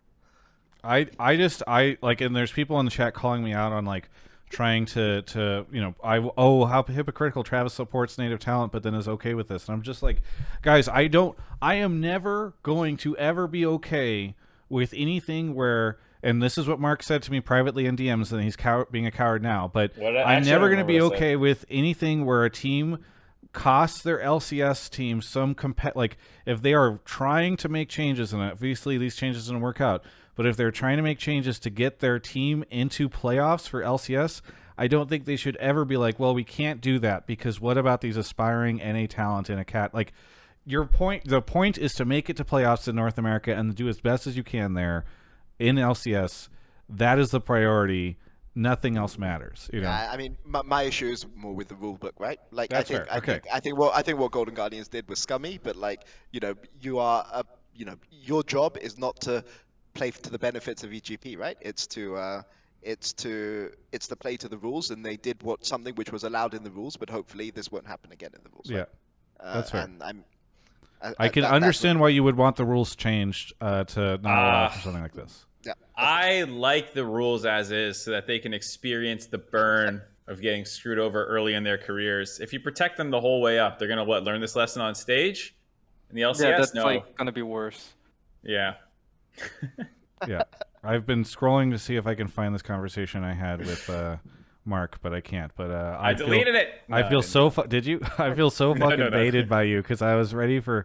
We'd had this conversation, then you come in and just wuss out, which is so. That's very off-brand for you, Mark. I didn't. I'll admit that when I saw Peter's tweet and you linked it, I think, to me, and you're like, Peter's throwing a little, complaint fest, and I was like, yeah, I don't give a fuck. I'm pretty sure that is not what you said. What you said. What did I say then? You said. I don't remember. All right, you start closing out the show. I'll look. Okay. It's fucking oh yeah. Oh, here we go. I said it. I didn't even link you his tweet. All I said was, "Man, this is August 3rd, 10:15 p.m. Man, it's crazy to me that everyone's complaining about GG quote unquote fucking up Proving Grounds." And then Mark replied, "Haha, people just love to freak out about random shit. Like, what do they want GG to do? End their season so Yakuno Cat maybe wins?" And that was our whole conversation. So you can understand. That sounds about right. You can understand how I was ready for Mark to come in a little bit more fire than he was. But Mark knows who Yukino Cat is. Wow. Yeah. Yes. Well, he's all over Challengers Queue. Anyone who's paying any attention to North Champions American. Queue, you fucking boomer. Oh my god. Well, no, I mean, like, if you know Champions Queue, you know who he is. Yeah, you called it Challengers Queue. Oh, whatever, dude. Who did that? We had somebody on the show do that. We made fun of them. Okay, anyway. Well, yeah, I mean, as you can tell, that I will flip-flop immediately to whatever's funniest in the moment. That is the show. Peter Dun, noted defender of Yakuno Cat. Any shout-outs, plugs, anything you want to say? I mean, I'll stop being the... Oh, wait, I have to say goodbye. Hang on. I forgot that Bluejay was here. We have to say goodbye to Bluejay. Bluejay, what do you want to shout out as we say goodbye to you? I'll just shout out your content. It's actually pretty beast, Travis. I'm liking the geography stuff and whatnot. So keep it up, dude. You. I ripped that off, but I do feel good about from LEC. Who but cares? I do feel, literally, no one cares that it's ripped off. It's there's good. At least a couple people who have made weird remarks about it, but even people in the scene. But I am happy about ripping off the fucking money thing that I stole from TikTok. But anyway, thank you for that. Sorry, I interrupted. Anything else? No. That's it. Yeah. Thanks for having me on. Have a good one. Okay. See ya. Okay, back to saying goodbye to Peter. Peter, what shoutouts do you have? Yeah, no, I mean, I just said I'll stop being like a Mojo Jojo, you know, like Powerpuff Girls villain. And, actually talk about things. Okay, so shout out number one to EGA playing 100 Thieves Academy in Proving Grounds. Should be a really, really fun game. Probably two of the top 4 Academy teams playing in the lower bracket. Elimination game, so should be a really exciting one on Wednesday. So tune in for that. Shout out to you guys for doing really good content. Really love the pro, what do you call it, the pro quiz, surprise test. Pop quiz, surprise test. Yeah. Surprise Very test, different than pop quiz. Surprise test. Surprise test. Yes. So all of you guys who are in the chat, if you haven't checked it out, you should go and see it. You should go and see it yourself. My first 100K video since LS was dismissed from C9. Yeah, I mean, it's good content. Yeah. Thank you for having us on. Yeah, thank you so much. Rigby, how about you? What do you want to shout out? Shout out to my players who will be awarded with their second trophy on this team by the end of summer finals. And then a shout out to like this show because like I basically don't know a lot about like NA scene, right? Because I've been like spending most of my life in LCK, but at the same time, I try to get closer to my players, so I look into like those things that the players are watching, and then they actually really like the content from you guys. So I looked into it, and then I kind of like it just became natural to me. So thank you for all the great content, and then like thank you for having me here because like no one, I basically spoke to no one apart from like you guys. Awesome. And then it was fun. Thank you. I'm glad you came on because we were only supposed to get Peter, and then like you replied, I think, to one of Travis's tweets or Peter's tweet maybe about coming on, and then you've actually said some really funny and insightful things. This has actually been one of my favorite episodes in a while. Yeah, same. I for context, I reached out to EG's PR folks, and I was literally just like, send me any, because this was yesterday, and I was like, okay, they locked first. Just give me anyone. I'll take a player. I'll take Peter. I'll take coaching staff people. I'll take Andrew, their GM. I'll just like send somebody on. And so I think maybe for speed or expediency, it was like, okay, well, we can always get Peter to do it. But I'm really glad that you made that tweet because Peter Dun then reached out to me and was telling me like, oh yeah, we should get you on. So it just worked out really well. So I'm glad it happened. All right, Mark, shout outs. Anything? I don't think anything in particular. Just watching the same old shit. Blame Game coming out this week on Wednesday. Resin Refresh tomorrow. I'll probably stream before it. Travis, I might be a little late because I'm going to be coming from an event happening at a team thing, but we'll talk about it. But I don't think it's going to be super late. Yeah, we'll figure it out. Yep. What about you, Travis? Anything shout out? Yes. I have so much stuff to shout out. We have a whole bunch of really fun stuff that I did at LCS this past weekend. I went all 3 days and spent the first 2 days filming surprise test stuff. So I have, because this past weekend was the last weekend I could do that with the players because of the way that playoffs and structure work. So I have 4 episodes banked that will come out over the next month. So that feels really good. And we are trying to do more fun stuff like the money thing that we did today. If you guys haven't seen that, I put it up on social.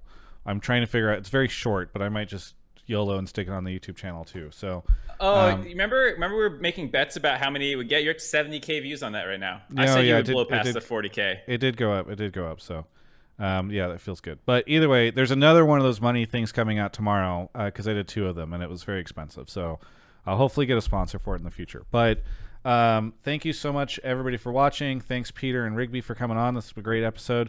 I'm going to premiere the next episode, or the rough cut of the next episode of Surprise Test on stream. Don't leave. I already saw 75 people leave, so I said it too late. But thanks, everyone. This has been Hotline League. We'll catch you next time.